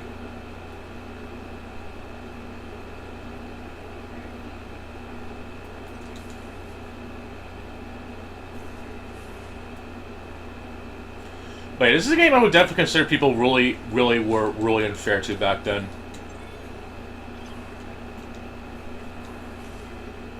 It's like, oh my god, it's not exactly like Dark Souls. How dare the developers make the game that I don't like? Wow, that's really that's a really mature way of thinking about life, honestly.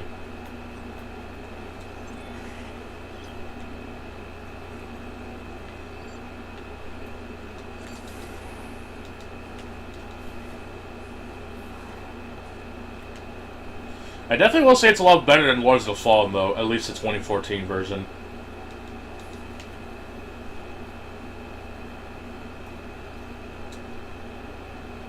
Like, the level design is just excellent in this game. There's a lot of shortcuts and stuff. There's the story, which I guess tries to be more like Souls, or about the lore and stuff that nobody cares about, at least in my case. You have a character that's fairly compelling.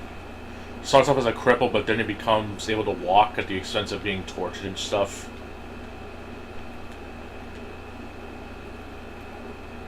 I definitely will say the first boss is definitely the worst, though, because they put a really shitty gimmick fight way too early in the game, in my opinion.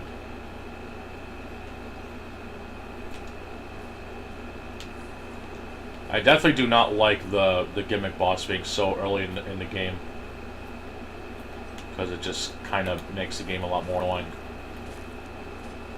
So that's why I've been holding off on playing this for a while, actually, because, like, I really wanted to play this, but, like, I don't want to deal with having to fight the boss. There's actually not even that many boss fights, honestly.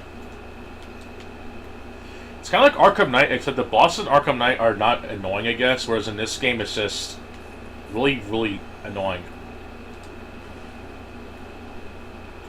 I guess it'd be fair to kind of like the puzzles from Demon Souls, but they're just way too gimmicky.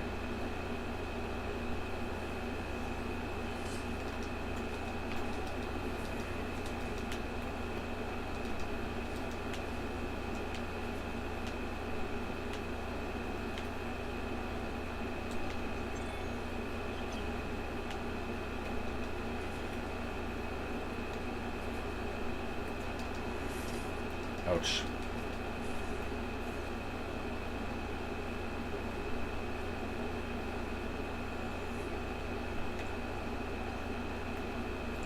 Yeah, I'm just trying to make a run back to the starting area as I get clobbered. Damn, there's a lift I could have used. Oh well.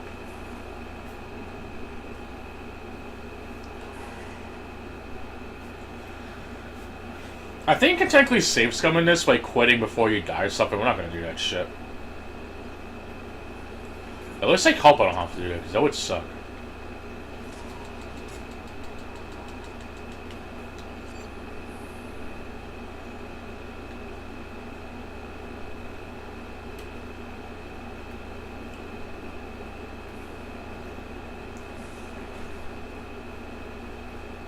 Yeah, I think this is where it was. Conveyor hub.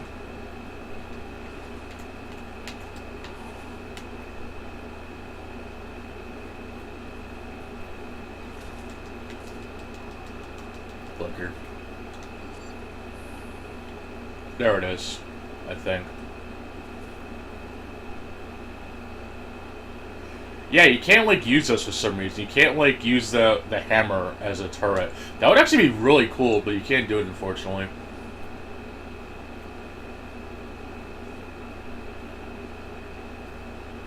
It'd be like the closest thing to actually being able to use the minigun from Turok 2008 as a portable sentry turret, and then you can use it as a gun, I guess.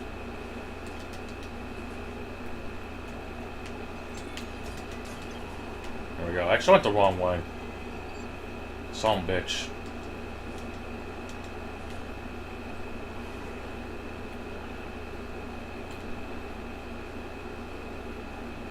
It is Creo World, but we're not going there yet.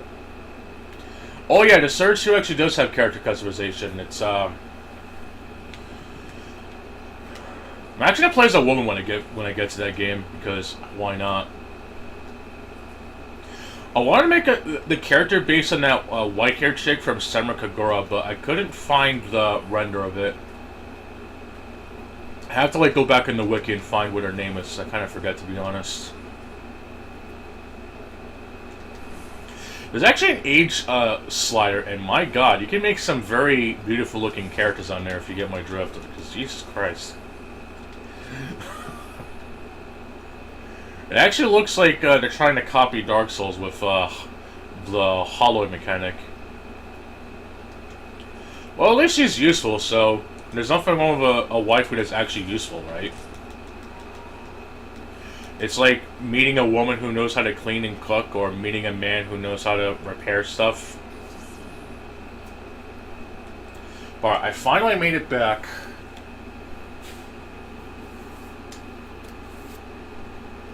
So I'm going to go ahead and upgrade this to Mark II.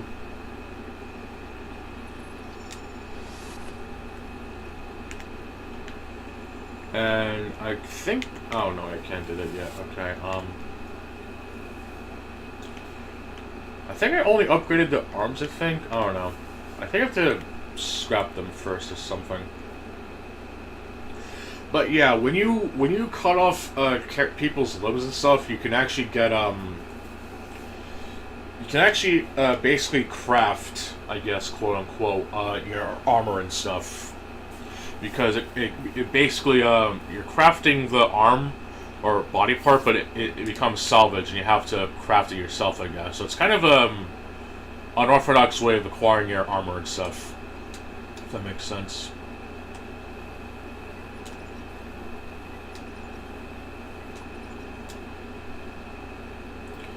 can bank the tech. Alright. But yeah, basically the med bay is where you level up your character. You know, you can increase your core power, which basically increases your carrying capacity. Plus, finally put on different parts of the armor, since I'm kind of tired of having to wear only the helmet, the chest, and the one arm that shows the big guns. But yeah, I remember watching Seth from 17 play this game. He fucking hated this game. I don't even know why, to be honest. It's like, this is stupid. It's, he definitely did not like this game.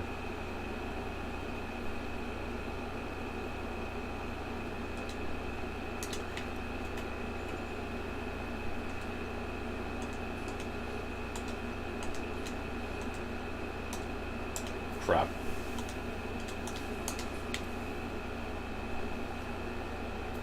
Yeah, I've been thinking of buying it, but it's like, I don't know if I want to deal with one of those Souls like I'm not going to enjoy, to be honest.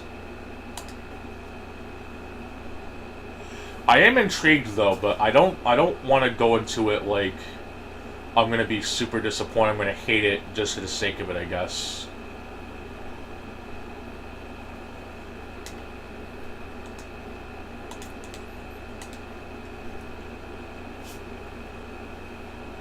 Like, even with Dead Rising 4, to go back to it, it's like, I know I kind of have a bias towards it, but it's like, there have been games I've been wanting to play, and then I just end up hating it, and then other games that I wasn't going to like, and then I was like, wow, this actually isn't that bad. Whether it be something like Doom Eternal, Wolfenstein Youngblood, or even Akiba's Trip, and shit like that. It's just weird, honestly.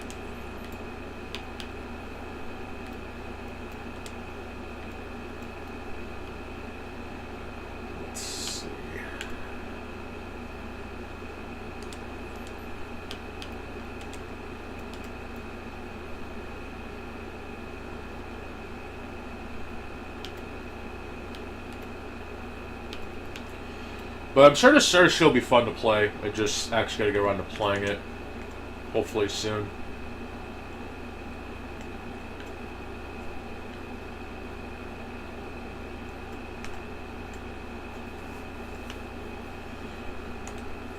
Alright, health and... No, actually that one is not even that good. It's like the one in Bloodborne, or... Not even Bloodborne, Dark Souls 3, that really shitty ring that makes that kind of makes it like Bloodborne, except you barely get any fucking health back. It's terrible. It's really not that good. Was there one that got increases with stamina? I guess I don't. I'll guess I'll do an extra health recovery, or increase health, I guess. Okay, I'll probably put on another game then. Just to, save the wounds, I guess. I'll say I can put on real quick.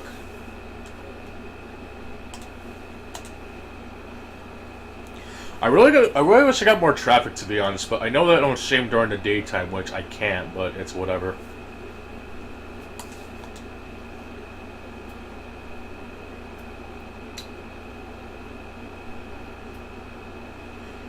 I guess I'll play it safe and do some Dark Souls, I guess. Like, actually playing the game for real, for real. Not Dark Souls 3, though, because I don't want to actually make you, not leave even while saying anything, because that would be torture. Let me just to make sure I'm at an appropriate part of the game.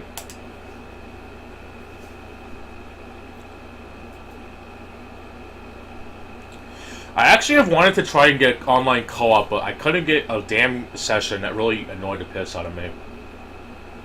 So, there you go.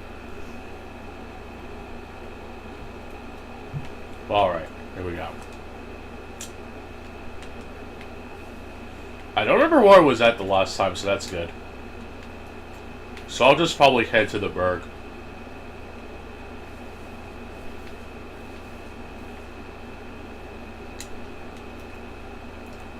Oh my god, I'm using shields. The game is too easy now.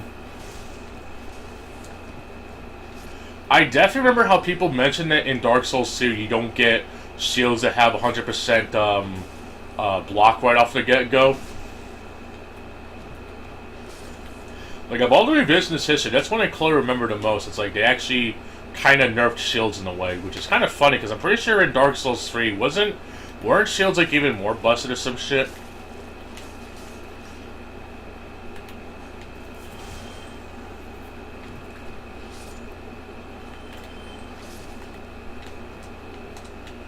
Oh well.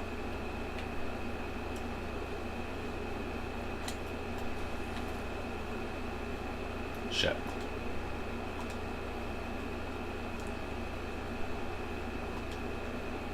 I like how the rat saw me and it's just like, it didn't even do anything.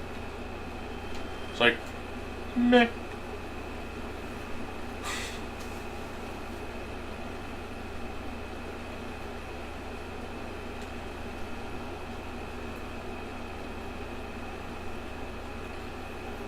Yeah, I know it was also in Demon Souls. It was also really good in there too, but it's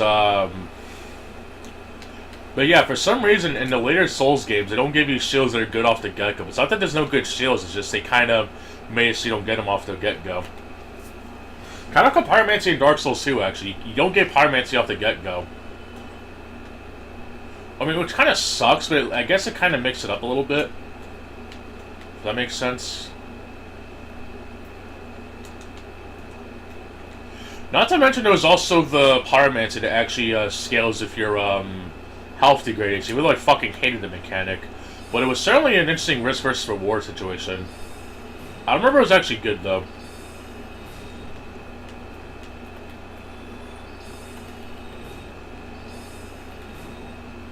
And yes, I picked a sorcerer as my starting class. How did you know?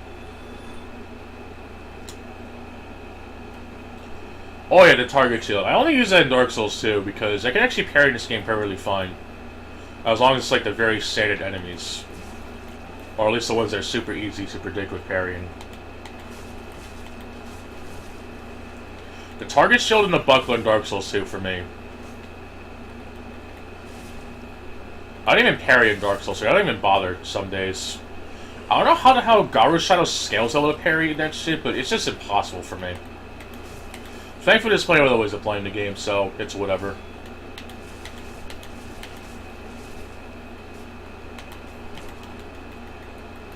I really hate how people say that you can cheese the game by parrying against Gwen. It's like, wow, parrying a boss, that's not cheesing. It's just called him having predictable attacks that can be parried. Which is to play devil's advocate. There aren't that many bosses that can even parry at all, but it's just like, parrying Gwyn is not exactly in the same level of cheese compared to actually throwing shit at Capra Demon, but I'll digress.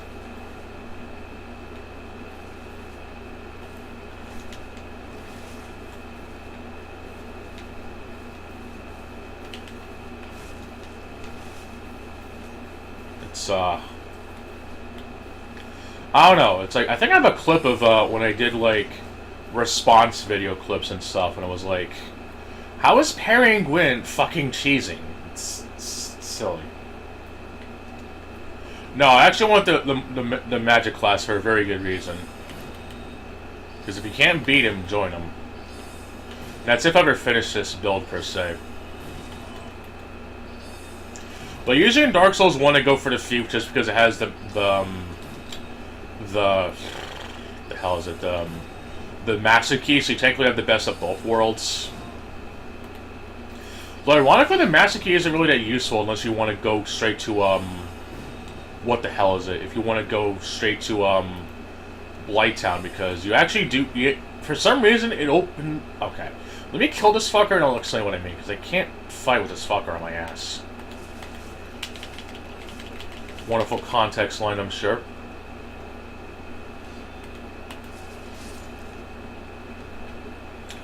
Anyway, what was I going to say? Usually in Dark Souls 1, I would usually pick the Thief just because of the Master Key, but for some reason in this game, it's like there are some doors that even though you can open with the Master Key, you still have to buy the corresponding key to open it. Like for example, in Dark Souls 1, if you have the Residence Key, you can open both the doors to get Greg's, I think his name is, the magic dude, and as well as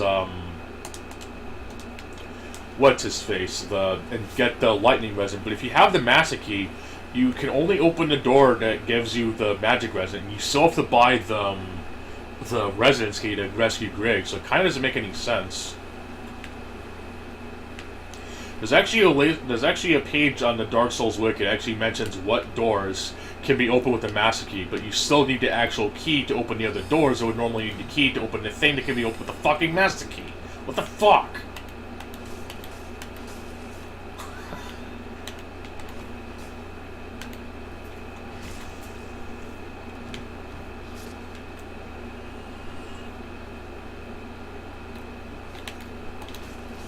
Anyway, major glitches aside, though, I know you have to go through quite a bit of the game if you want to get to Blighttown as intended.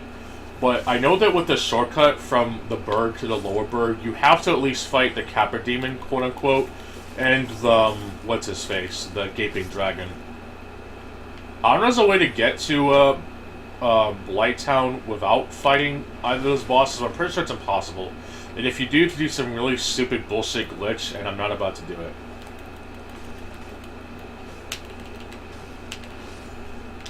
Anyway, I'm actually killing enemies so I can actually acquire enough souls for the to cheese, quote unquote, the Capra Demon for later.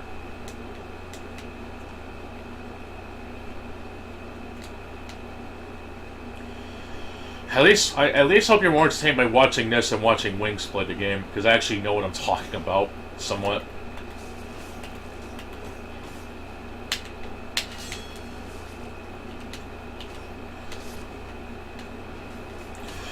I still definitely have to say, though, that when he was doing that one stream, when it was, I think he was doing a co-op run or something, it was using the Great Hammer or whatever, and there was a fucking disaster shit with that shit. That was just, like, legendary shit right there.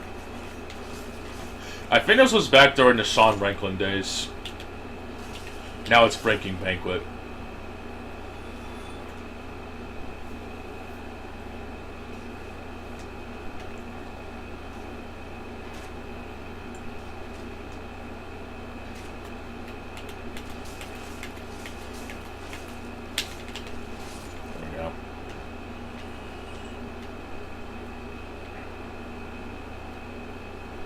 Yeah, that's basically it. The master key is really only good if you want to go right to Blighttown and do all the other stuff.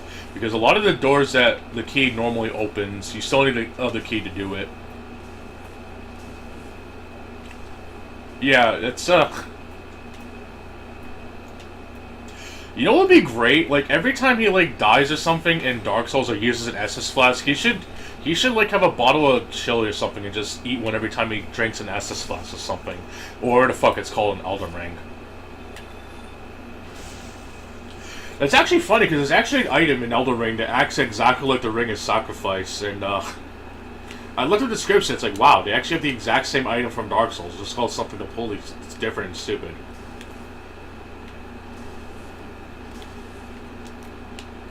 So he should do that. I think maybe that could probably garner some interest. Maybe. So every time he drinks an Estus, just eat a cup of chili. Yes. Instead of plim plim plong, you hear the sound of the Wendy's jingle going on.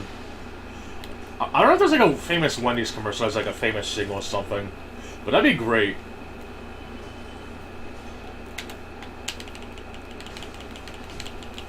Now that would be godlike.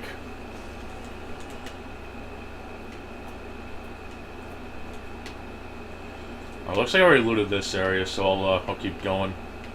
I'm pretty sure I got that blue ring, so it should be fine. Yeah.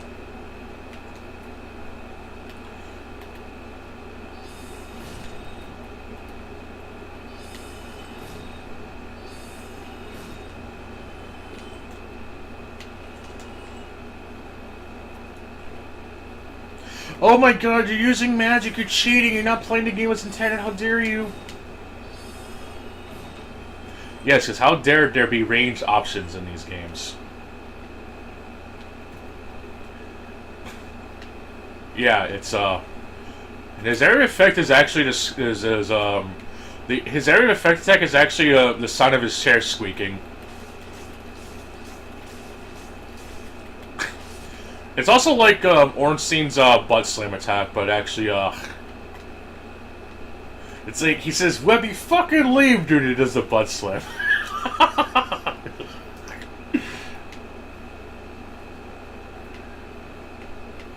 Yo, I don't know if people still do this or not, but I remember there was like Mugen packs and they would play sound effects of characters, and it's actually really great. I kind of wish they used actual proper sound clips because they just use like completely random ones. Because I noticed like low tier God Mugen sound packs, but they use like the meme shit, which is fine. But it's like I really wish they like use actual ones that kind of make sense to the character, and like having various taunts that change the sound effects or whatever. Or when he does a special move or something, it actually makes sense to the sound bite that they're using. Oh yeah, I forgot. I'm pretty sure you noticed, but I think Boogie faked having a heart attack or something. Which, how the fuck do you fake having a heart attack, dude? Like, that's just really unnecessary, and it's just gonna make people hate him more. Like, faking cancer is one thing, but you actually have a fake having a heart attack. I didn't watch the Breaking Bad video because I just have really no interest in Boogie's antics. It's like, really, dude? He's gonna fake having a heart attack as if he wasn't already called out for having faking his cancer. Like apparently he's faking his heart attack or something. Like, really? Like, I know people who died of a heart attack, and this asshole's gonna go around faking it for views and money. That's just insanely fucked. Oh, but he's depressed. Oh yeah, real depressed. It's that's certainly an excuse to lie about something that can easily be proven if it was actually true. Does he still have a girlfriend? They could probably just like go on a cruise to never return to something.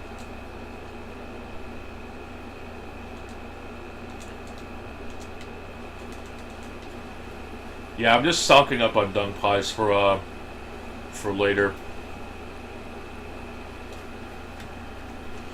I also don't know if you noticed, but for some reason when you enter certain areas, enemies actually respawn, and I didn't even rest at the bonfire yet. What's up with that? It's like, I'm pretty sure I started off playing Dark Souls in this area, and yet these enemies respawned even though I did not rest at a bonfire. It's almost like the game is full of shit. I mean, it'd be better than cremating him.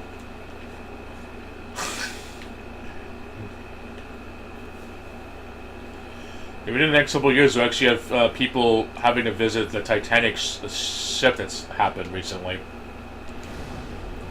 This is a man who used to fake having a heart attack and faked cancer.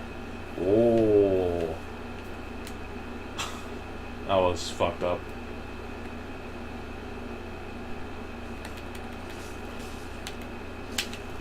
But still, it could happen.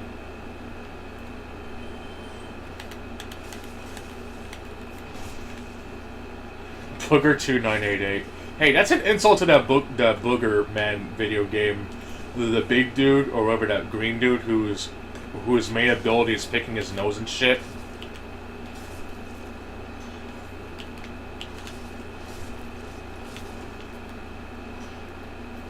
I know there's a video game about that. I think people associate the Earth for him or something, or if it was made by the dude who made him. I don't know. It was some really weird video game where you play as a superhero, but instead of him having superpowers, he has a super son as a superpower or something. It was really weird.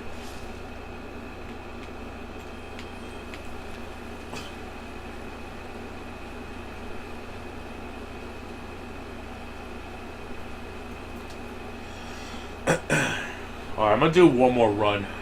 I actually unlocked the back door. No, not that back door. But, oh, that's another game I didn't get to play, unfortunately. I definitely missed out on that gem. I do find it kind of ironic that Live and Uncut on the Xbox version is totally censored, which is kind of dumb, but I'll digress.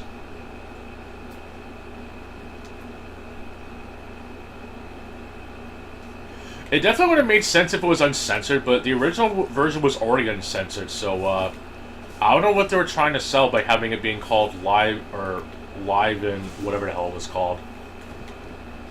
It's kind of misleading advertising, if I'm going to be honest. They also took out the multiplayer from the original version and replaced it with some really shitty two-player mode or something.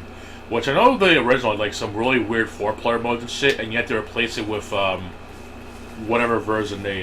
yeah, live and reloaded. Yeah, but still.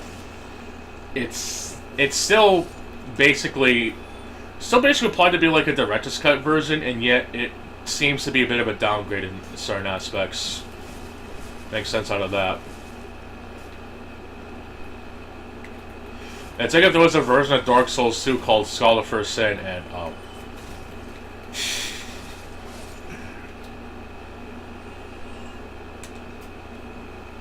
Oh no, wait, even better one, with the re-release of Devil May Cry, the reboot, that's called Definitive Edition, and yet said Definitive Edition never got a PC release. Whoops.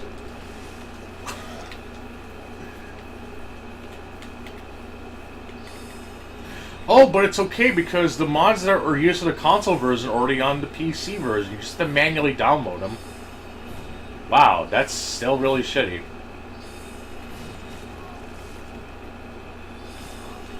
It's still kind of baffling that the most controversial bit about the game besides Not in a Million Years is that one scene where it's implied that Virgil shoots a demon fetus or some shit. It's like, oh, this is too sickening!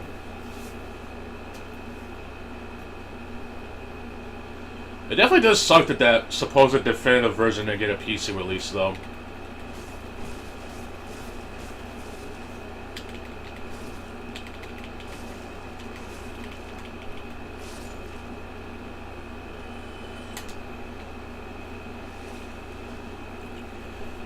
Wow, no. I know it sounds really rude to say, but it's just like... I don't ever recall having that kind of discourse come up besides the whole Not in a Million Years bit.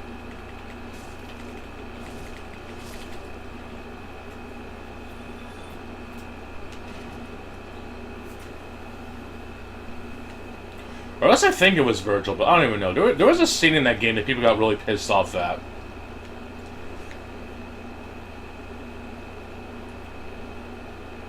Like, if it was an actual human, then sure, there would be plenty of reason to be pissed off at it. But it was like an actual demon, and it's like... I don't know. But I'm not going to talk about that stuff, because that's kind of triggering, I guess, legitimately. But it's just like... Ah, shit. Damn it! I got gang fucked by 3 hollows and a dog, and I think one of them was jumping. They did this celebratory jump.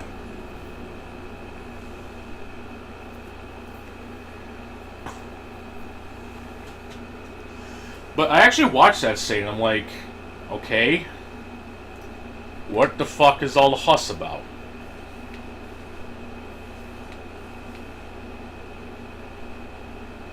I don't know, this is something I didn't see, but it's just like, I don't know, I didn't see the hubbub unless there's some context I didn't see or something.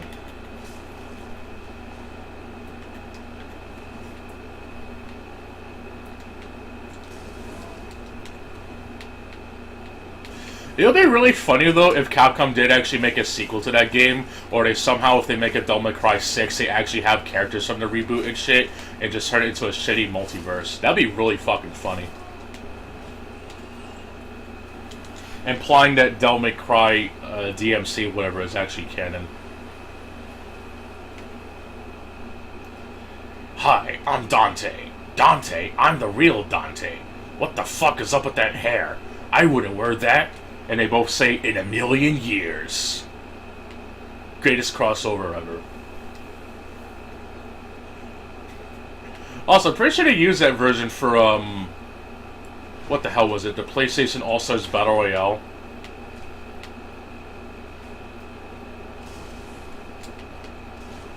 No, I don't use katanas. It's, first of all, they require a lot of dex. And it's, it ain't my style. I can also buy one from another dude without killing the merchant, but it does require getting a little bit ahead. I'm sure you probably know this, but there's this dude, I think, in the forest And if you're part of the Forest Covenant and then you talk to him, he doesn't really do anything at first. But then if you go to Blighttown, he actually appears there and he actually sells you stuff. You actually get a cool little emote from him. He also sells other stuff too. I think the Uchi, the washing pole, I think. And some other shit. It's a bit of an obscure little trick, I guess, but it's still kind of cool, I guess. It plus it saves having to kill a merchant, and you can actually get an exclusive ring from him, which I think degrades, it makes weapon degradation slower, I guess.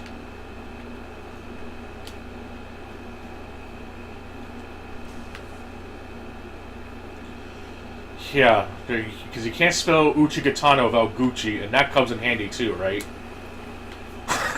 That's a really fucking terrible joke. I fucking hate my impromptu comedy, honestly. I probably mispronounced that too. I don't speak Japanese, so there you go.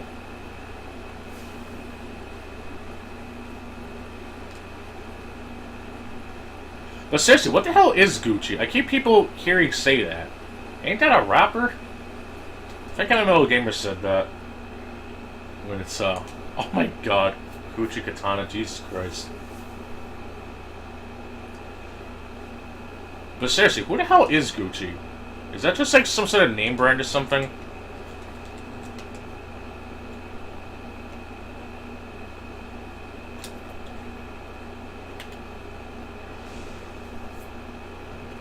I guess since we're being all intelligent humans about the katanas, let's see. I'm trying to think of one right now. Oh, shit. Come on, Claylag. I'll show you my washing pole. Or I'll soak your feet with my chaos of fury.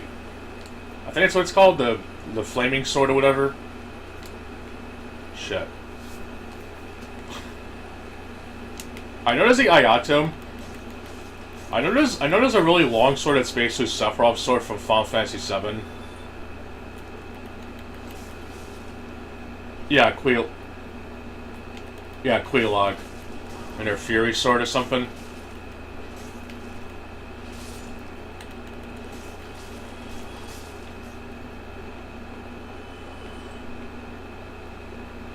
Alright. I should have enough now to, head into the depths, not depths, sorry, into the catacombs.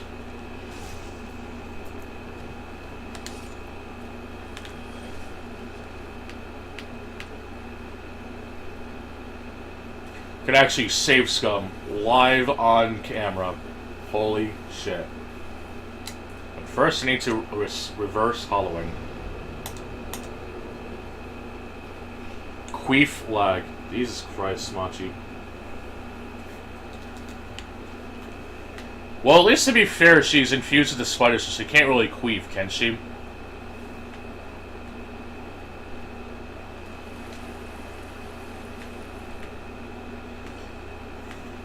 I mean, it's gonna come out of somewhere, right? Is that why the spider vomits lava? Is that it? Is that it queefing or some shit?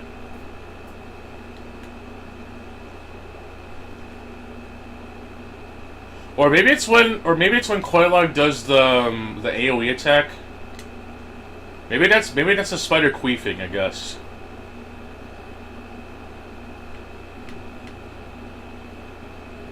Because she tries to kneel down, I guess, and it's like, I guess that's her queefing, I guess. It's the only possible explanation. It also hurts like a bitch too, I hear. Yes, exactly.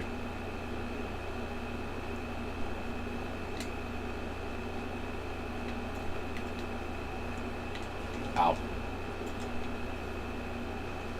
You can't kill me! Dies instantly. The fuck?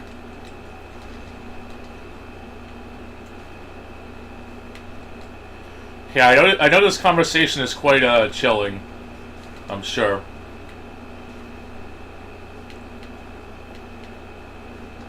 Actually going the wrong way, actually.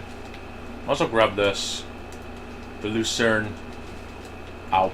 Ow. Damn it. Fucked up.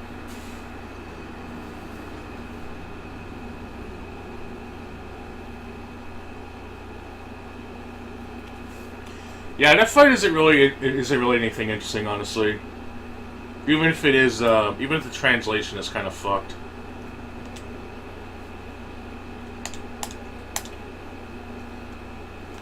He's one of those fights that even if you were to fight it normally, it's just not even worth it.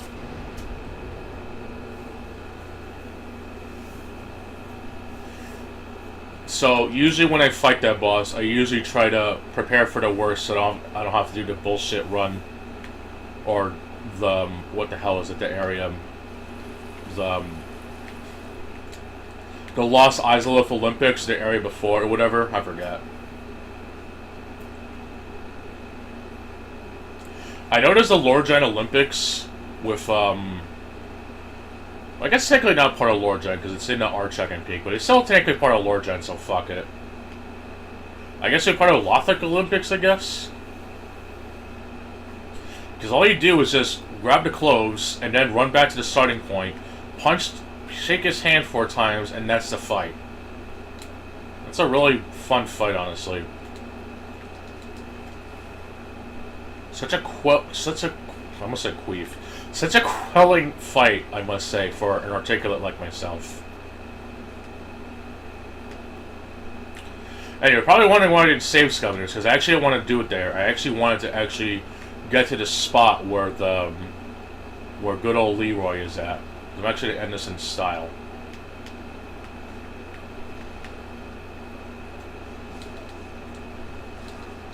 Damn it. Damn it! Got burned. Fuck.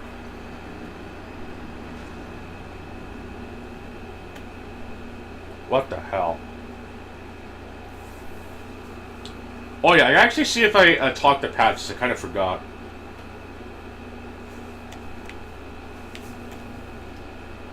Oh well. I know the duplication glitch lets you get a lot of humanity anyway. But I don't remember how to do it, and I don't even have the soul to do it yet, so... Whoops.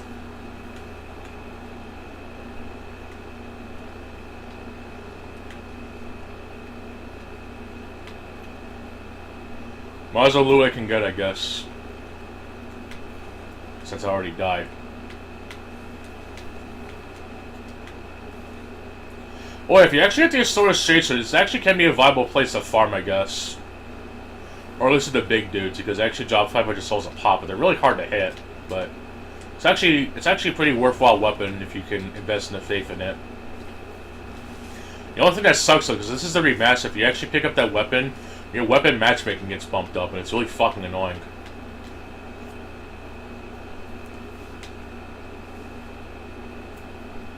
It actually hits pretty hard too, and it works against the skeletons and stuff, so it's actually a decent weapon to have if you want to go for the catacombs early.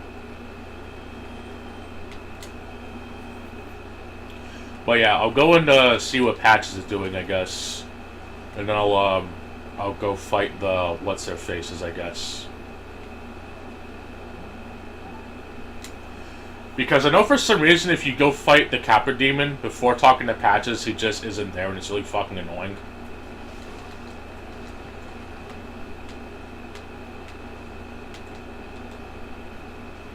Yeah, how about you fuck off with that good Hidetaka Miyazaki and actually play your games?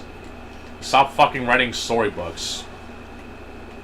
By the way, how much money did he pay George R.R. Martin to actually finish Elden Ring, but can't even bother to fucking finish Game of Thrones? Or not Game of Thrones, excuse me. Game of Thrones? No, the Hunger Games. What did I fucking miscompare it to? That's gonna piss somebody off. Like, isn't like that book's like still not even done yet, the Hunger Games, and yet George R.R. Martin was able to finish writing Elden Ring? That seems kind of fucked, to be honest.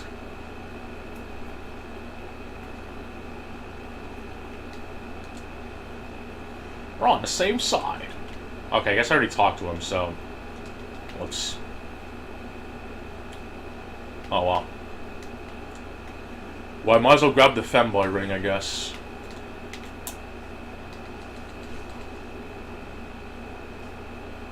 As you can tell, I've done this enough to be kind of comfortable with it, but I still fuck up a lot, even with the low health that I have.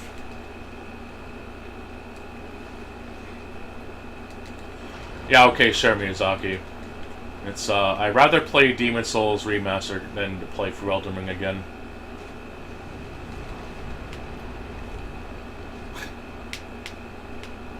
But, oh wait, Demon Souls Remake isn't exactly like the one from 2009. What a terrible game.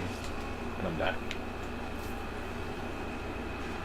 My crime and punishment for not playing Elden Ring. Boo fucking home.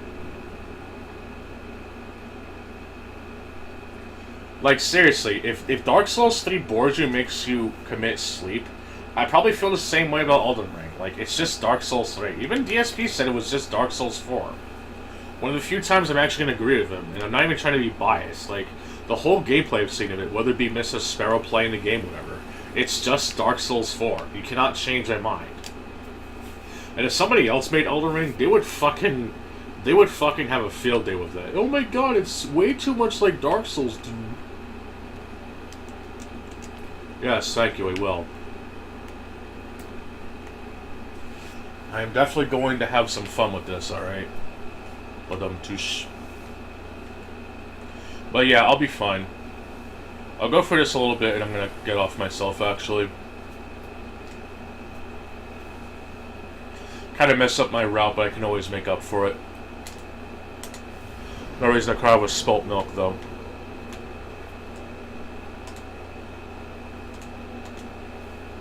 Yes, thank you, Mr. Machiavelli. I'll talk to you in the Discord soon. Also gotta see what, what's his face, Yuval is doing as well. He hasn't responded in a while. Let me just get to my designated spot and I'll, make the arrangements. Oh, sweet, I can still fast roll, okay.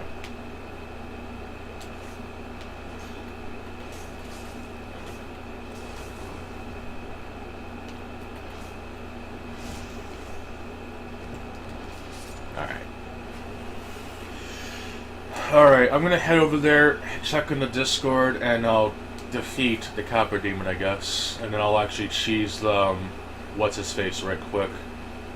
And I'll probably get off.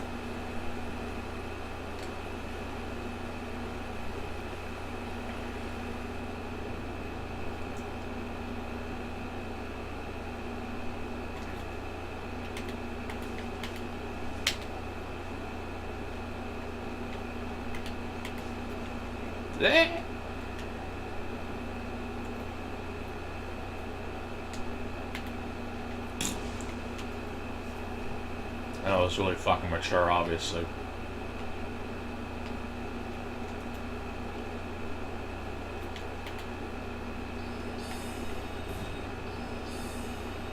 Alright. Oops. It's not even dead yet. Fuck you.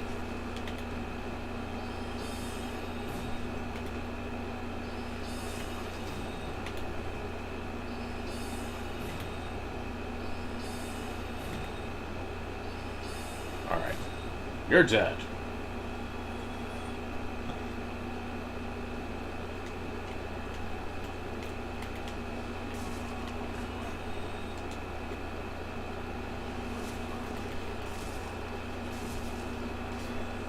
So far, so good.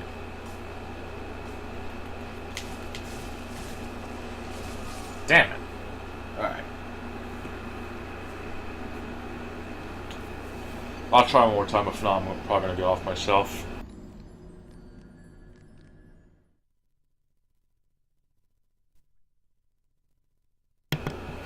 Alright.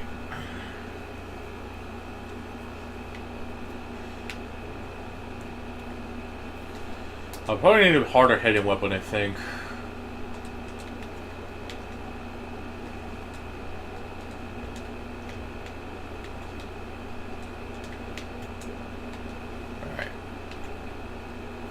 This will do.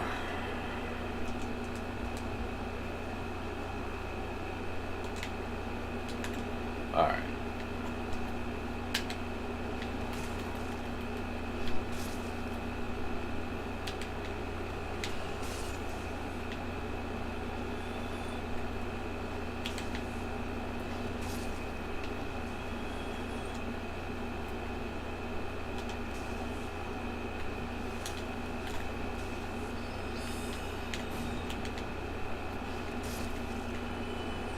Oh, he dropped an item. Shit. Oh well. The enemy clash accepts. He somehow left. What the fuck? Oh, the item is down there. Okay, I might as well go get it.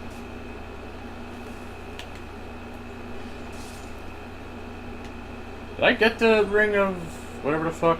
Yeah, I did. Okay. Alright, grab his waistcloth and grab a firebomb. I guess I'll use it. Alright, let's go and do some shit, I guess.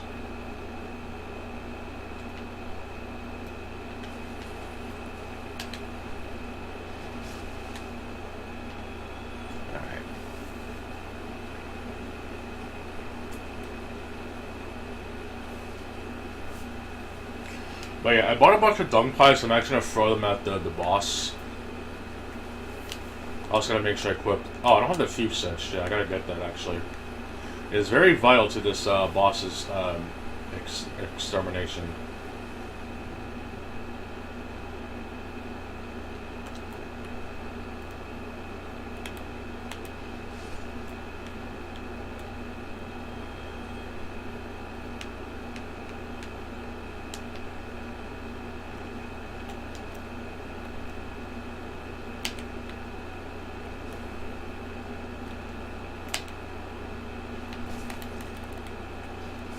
Fuck you.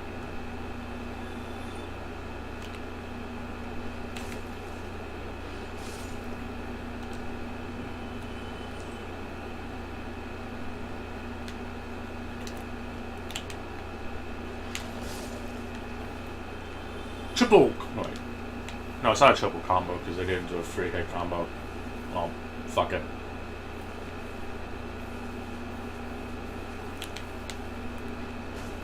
Damn it.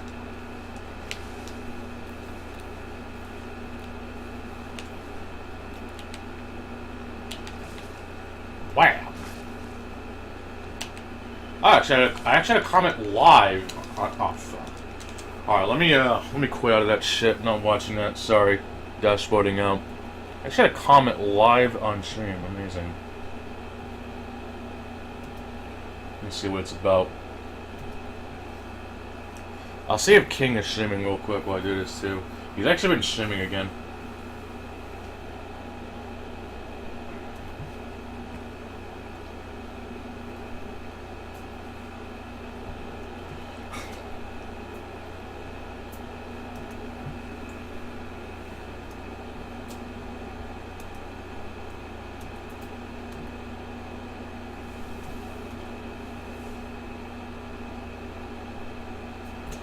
Dead Rising, this whole video is just you saying you don't like Dead Rising. Maybe the game just isn't for you, lol. That's, it's very interesting, even though it's just playing Dead Rising 4.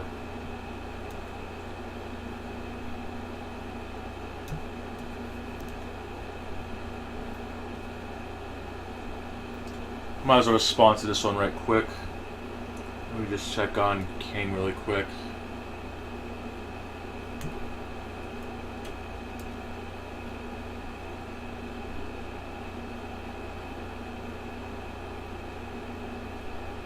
Oh, sweet.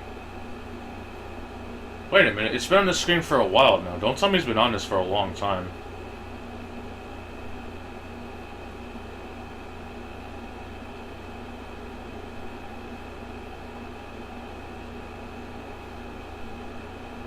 Okay, 3 minutes, 4 minutes, 5 minutes. Okay, I guess they're AFK in the lobby for a good 10 minutes. That's certainly something, but whatever. Maybe they're talking. I can't even tell right now because I don't have the volume up. But alright, fair enough. 10 minutes of AFK is certainly something.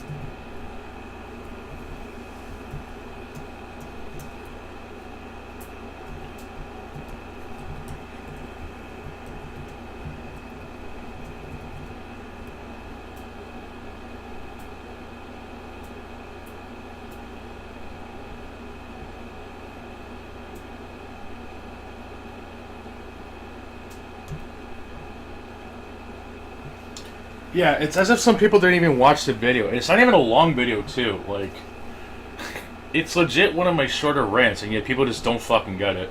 Amazing. So yeah, I don't like Dead Rising because of the annoying shit in it, but I also don't want people being screwed over by Capcom for doing shit that people were annoyed at with Demon's Souls, even though I'll defend the fuck out of that, but whatever.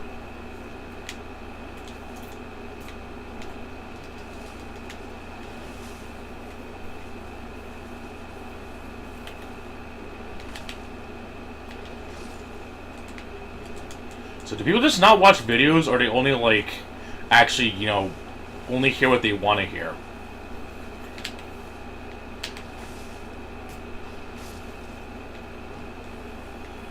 I definitely get a blatant troll comment, though, so I didn't even bother responding to that. That was a while ago. It was just like... This was actually before... That was actually before I started playing Dead Rising 4, unironically enough.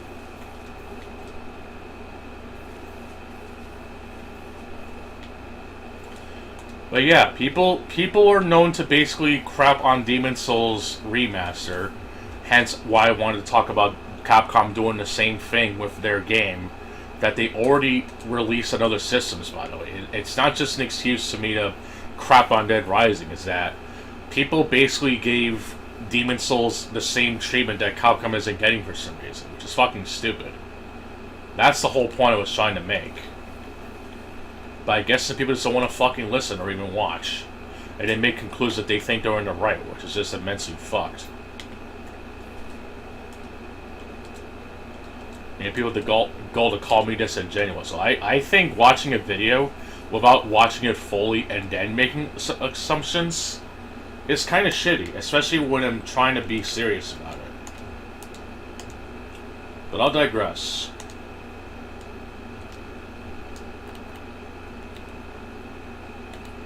Alright, these are my stats, by the way. I'm obviously going for a super low twink level build, obviously.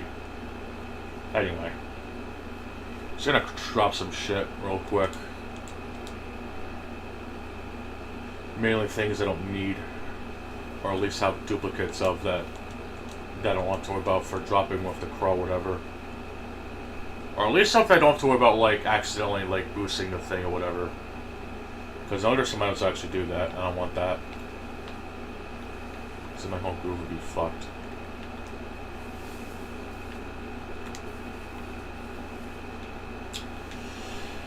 Alright, let me save and quit again. I'm pretty sure this is the spot, but I'll save and quit just in case.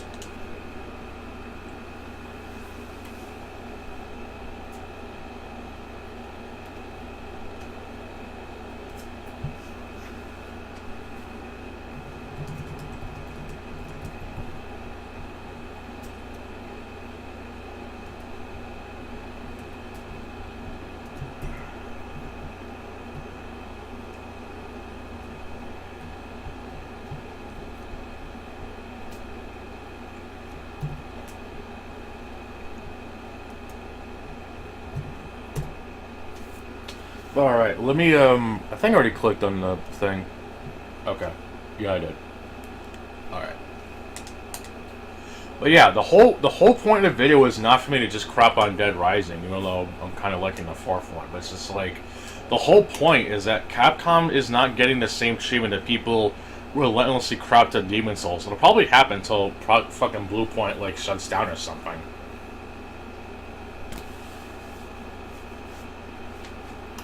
Also, if I didn't like Dead Rising, I wouldn't record footage for it. Like, playing that minigame was actually a little bit interesting, but it's still kind of on a time limit, but I guess considering it's a minigame, it's whatever, but it's just like...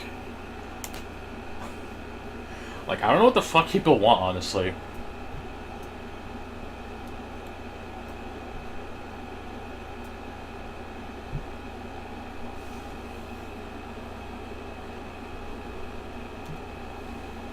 Like, I don't think remaking the original Dead Rising, not having TJ come back, and gonna probably change the game's aesthetic and whatever to fit modern times is anything close to Capcom Redemption Arc or We're So Back Boys. Like, I don't see it. I mean, hell, they've already changed one of the fucking designs of the psychopaths because of cultural difference, and yet people get really pissy about such changes, and yet that's your cue for we're so back. I didn't even talk about that because I just think it's fucking pointless. It's like, I don't think this is the W that fucking fans think that it is. Like, you could legit play through the other Dead Rising games and probably get better mileage. I mean, sure, if you don't like Dead Rising 4, it's whatever. I mean, we all have our own personal takes, but I just don't think that this is anything close to being what people think that Capcom is doing with it. Like, this is clearly not a Resident Evil 1 remake situation. It's just Capcom milking the people, like, the few people left who think that Dead Rising is going to be back again. And I just don't think that's the fucking case, but people clearly don't fucking see it.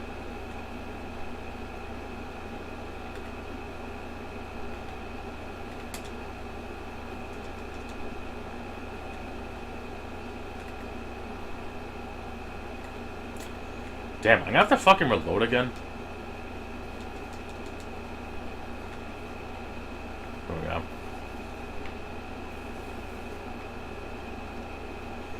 But yeah, I hate when people don't watch the video and they make conclusions that they're just whatever.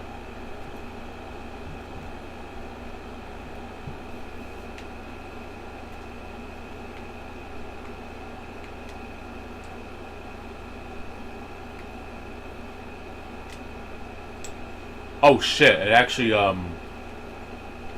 don't know if I actually keep the boss there or not. I'm gonna have to make sure I keep that there. But, like, the thumbnail isn't made just for shits and giggles. Like, I made that thumbnail in the way that I did for a good reason. I'm about to make a video response if the backlash mode is, good enough.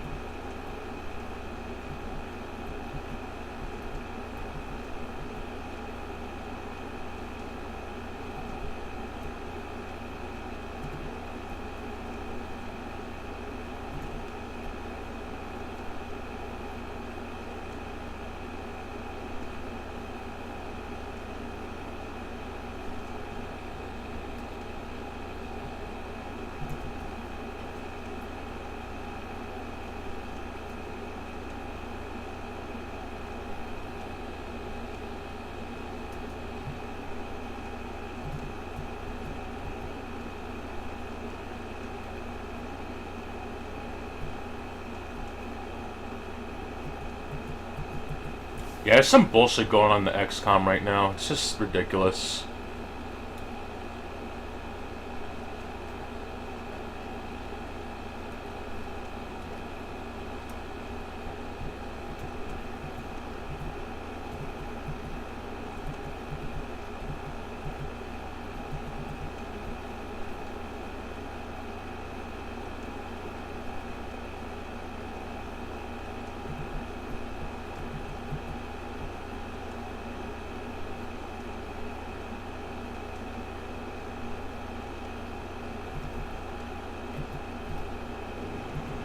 Here we go.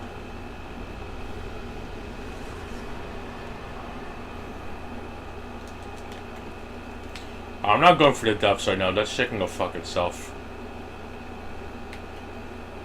It's good just to see if I got the drop from there, but I hella got it.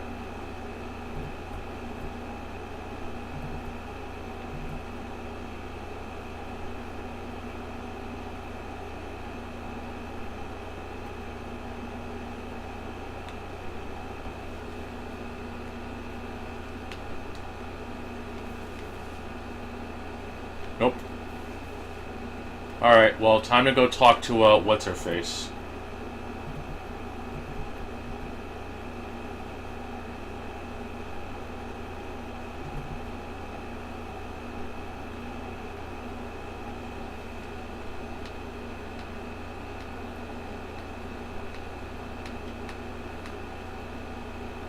least have some spare dung pie, I guess. Yippee fucking Skippy.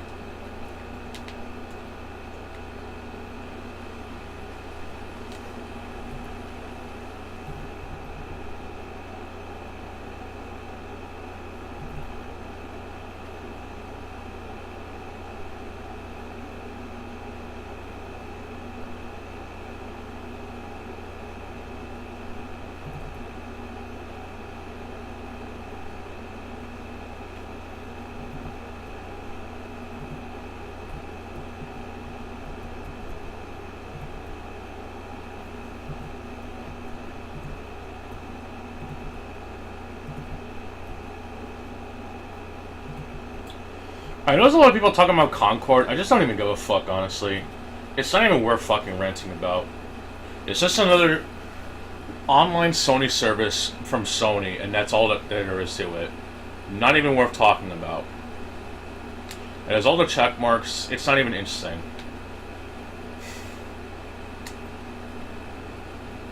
I'm sure the fucking porn will be better than that shit, honestly. Which is kind of depressing.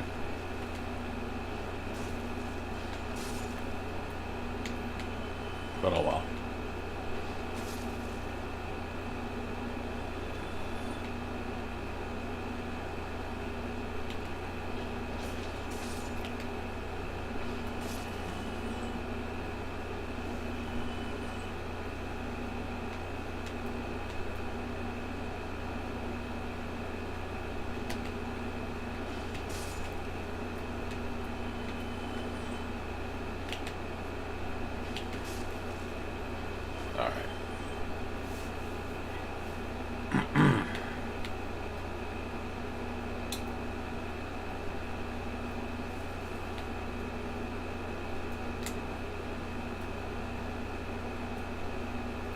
Alright, let's go talk about their bullshit secret mission.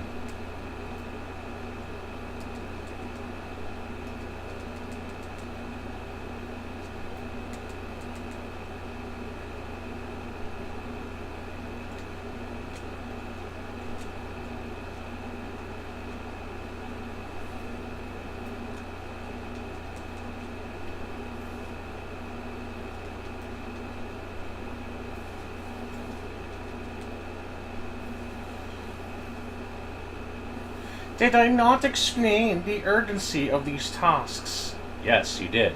And you sucked.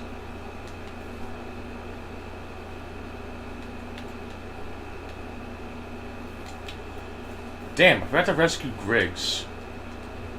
Where the fuck his name is. Oh, I guess I can go back real quick. I hope it didn't fucking respawn the areas, though, or enemies. If they did, I'm just gonna say fucking get off.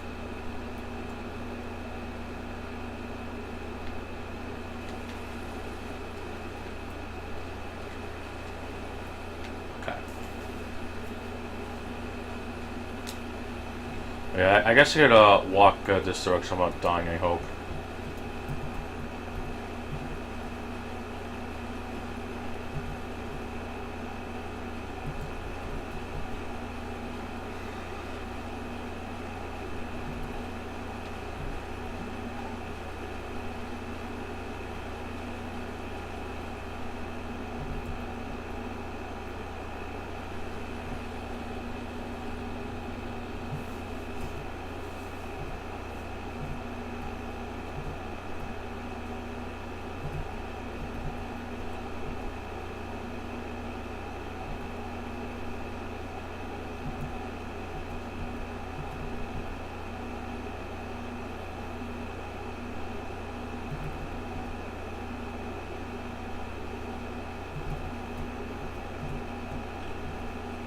Alright, nothing interesting on the XCOM, honestly.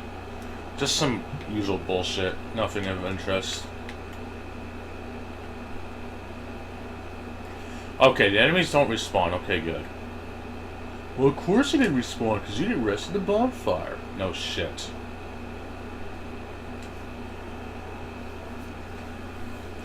Alright, let me focus before I get fucked. So let me put on my pew pew boom setup. And I'll be ready to go.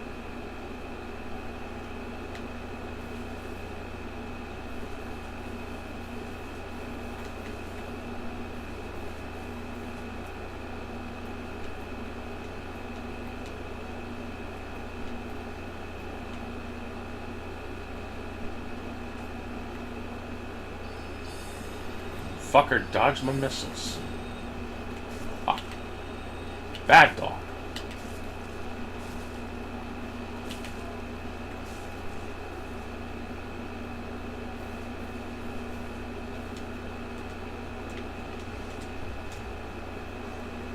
Fuck. Fuck. Fuck. There we go. Stay down. Oh. I said... What the fuck? I said stay down. Alright, good dog. No. Fuck off and die. Alright. I think there's 3 more assholes, I think.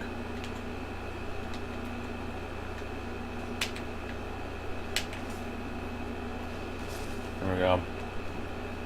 Wow, the game is so hard, dude. You can't fight these dudes. This is bullshit. Oh yeah, real bullshit. Look at that. It's not even dead yet. It's so hard, this game. Memorization of patterns. What the fuck?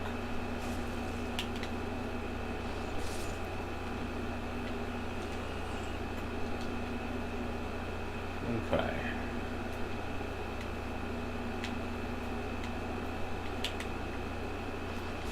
There. I think that's all of them.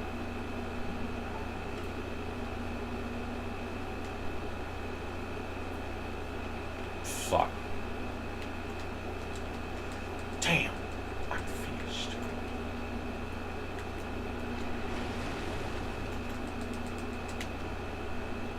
Bing. Alright. Okay.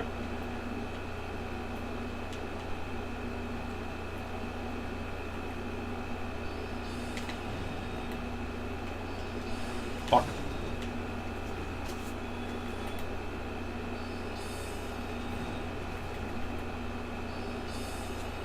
Jesus, dude.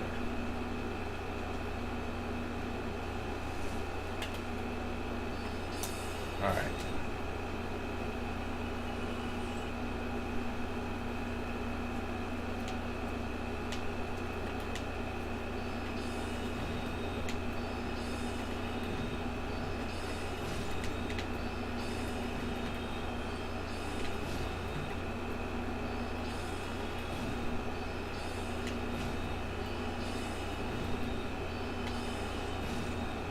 Oh my god, Mom, he's magic spamming to get him off the Xbox. He's on PlayStation. It's the same thing.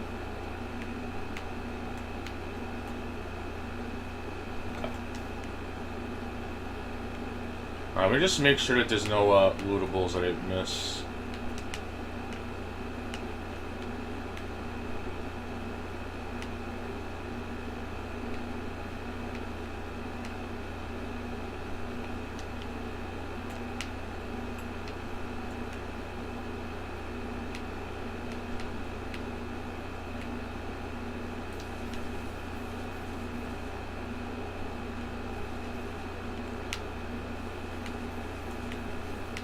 Alright, should be good. Alright, let me head on back again. And then I'll probably get off, honestly. I don't really feel like playing this anymore.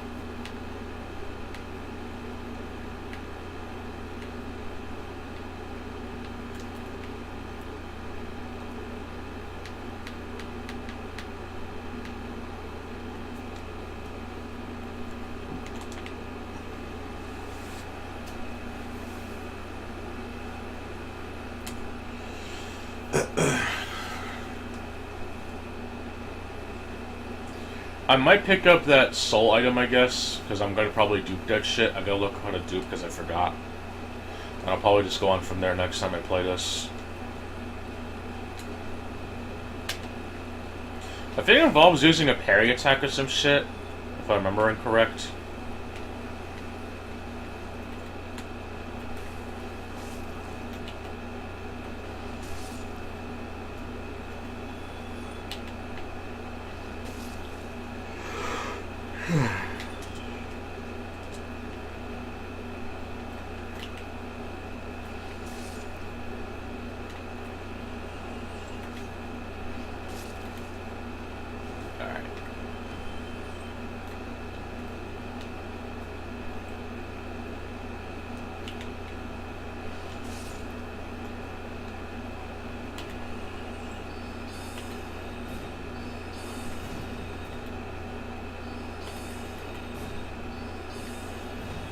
Nice game, thank you.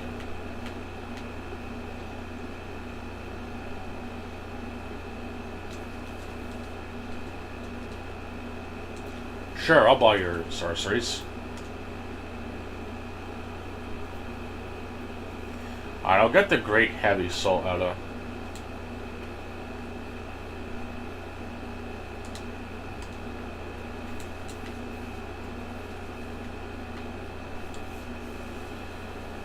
Alright, let me go ahead and,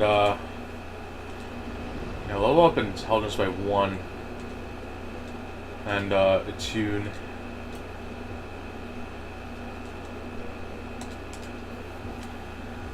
Now I got some really hard-hitting magic now. I think. I'm just testing. I know it fires slow as shit, though. It's the problem. It fires really, really fucking slow.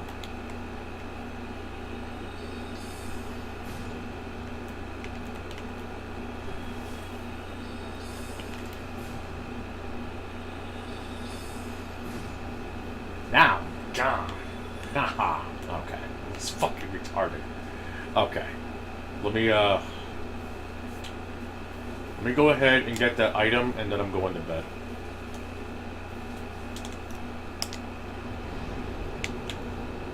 Because I'm going to be doing some soul duping, so let me get the proper equipment ready. I'll probably run through New Londo once or twice, depending on the situation.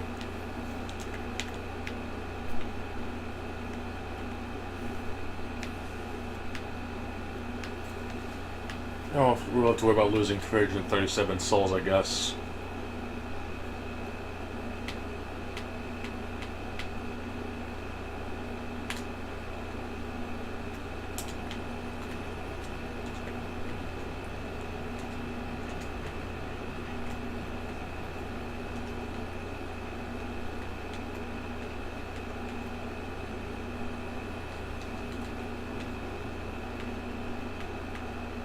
Alright, I'll grab this shit actually matters.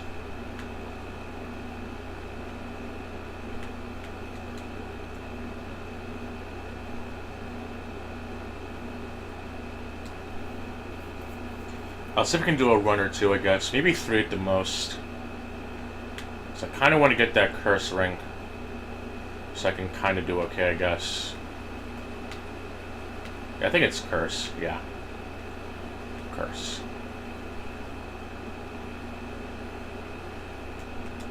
I also got a DM, so I actually have to message that. Because I fall off, thank you. Just get sucker punched into the fucking water.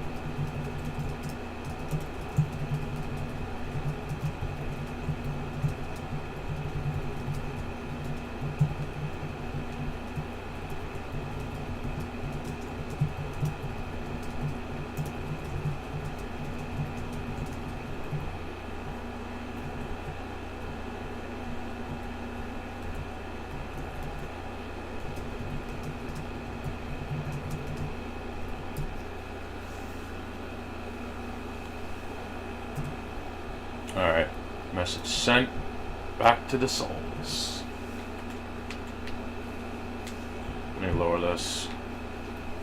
Yeah, I'll do another run, I guess. Let's get the item, though.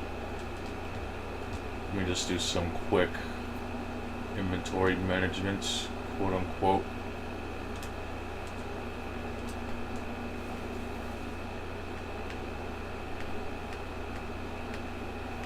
I'll just probably go on from there. Like I said, I don't remember, but I know you have to use the item or some shit. I don't know.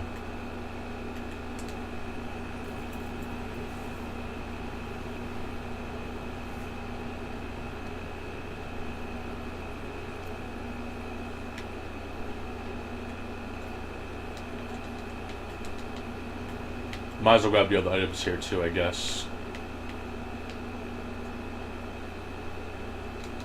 No, these aren't it.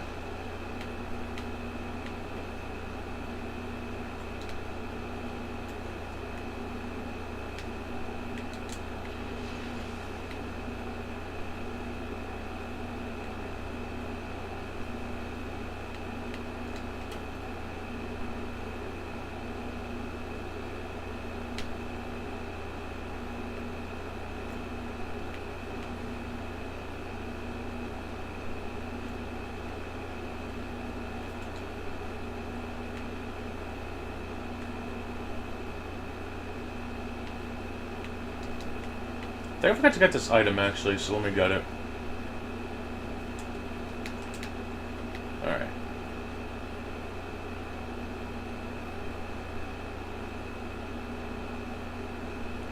Oh, souls is me. Instead of woes, it's souls. Might as well nab them, I guess.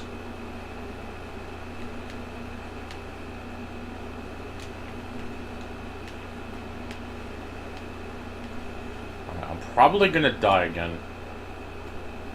This is gonna suck.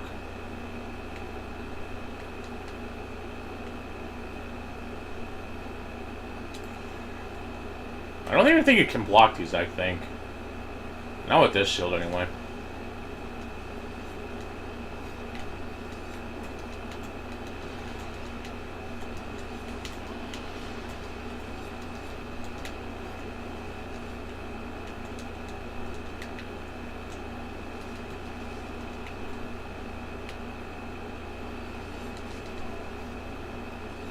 I really hate the ghost design, but I technically can't complain about it because it's technically the most realistic thing as far as spiritual disasters go. Because they technically are doing what ghosts always do, is that they go through walls and shit. But they're so annoying since they do a lot of damage and they have those blades that just really fuck you up.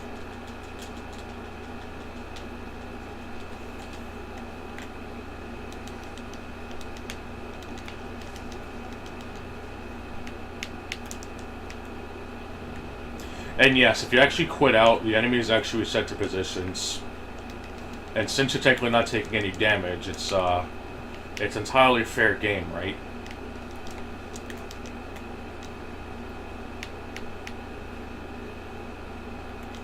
Alright, this is usually where the runs end up being sucky for this part. I would go for the composite build, but that's way too dangerous, even for me. So I'm just gonna go for the shittier item. I'm already going the wrong way. That leads to nothing. But I know this leads to a greater treasure. I almost said chalice. No. Greater treasure. It's the curse bait ring. I might actually be able to get it. I might even be able to go up to the stairs and talk to the dude.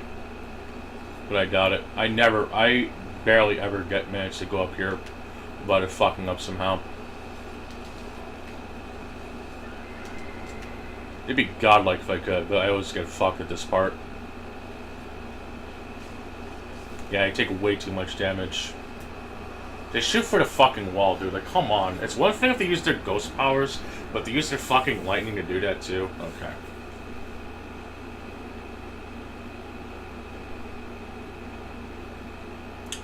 Shit, I don't know if I kicked the ladder. I think I did.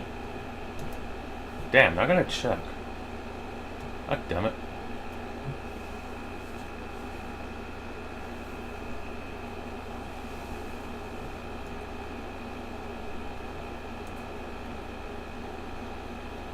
I can't remember if I fucking kicked the ladder or not.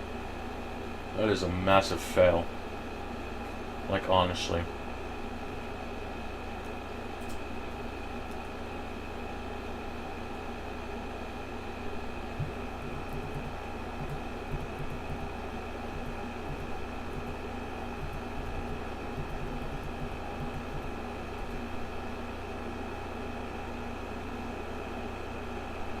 Okay, I did good, because I was going to be really mad. I always hit the ladder first, because it's like right in front of you. Alright, that's going to be it for now. I'm going to actually get off. I gotta find a video on how to dupe shit, and I'll probably do that next time. And that's how I feel about Dead Rising. It makes me want to die. The bangs on your ears? The bangs in your eyes, they make me want to die. That's such a really shitty fucking edgy song. Holy fuck. Alright.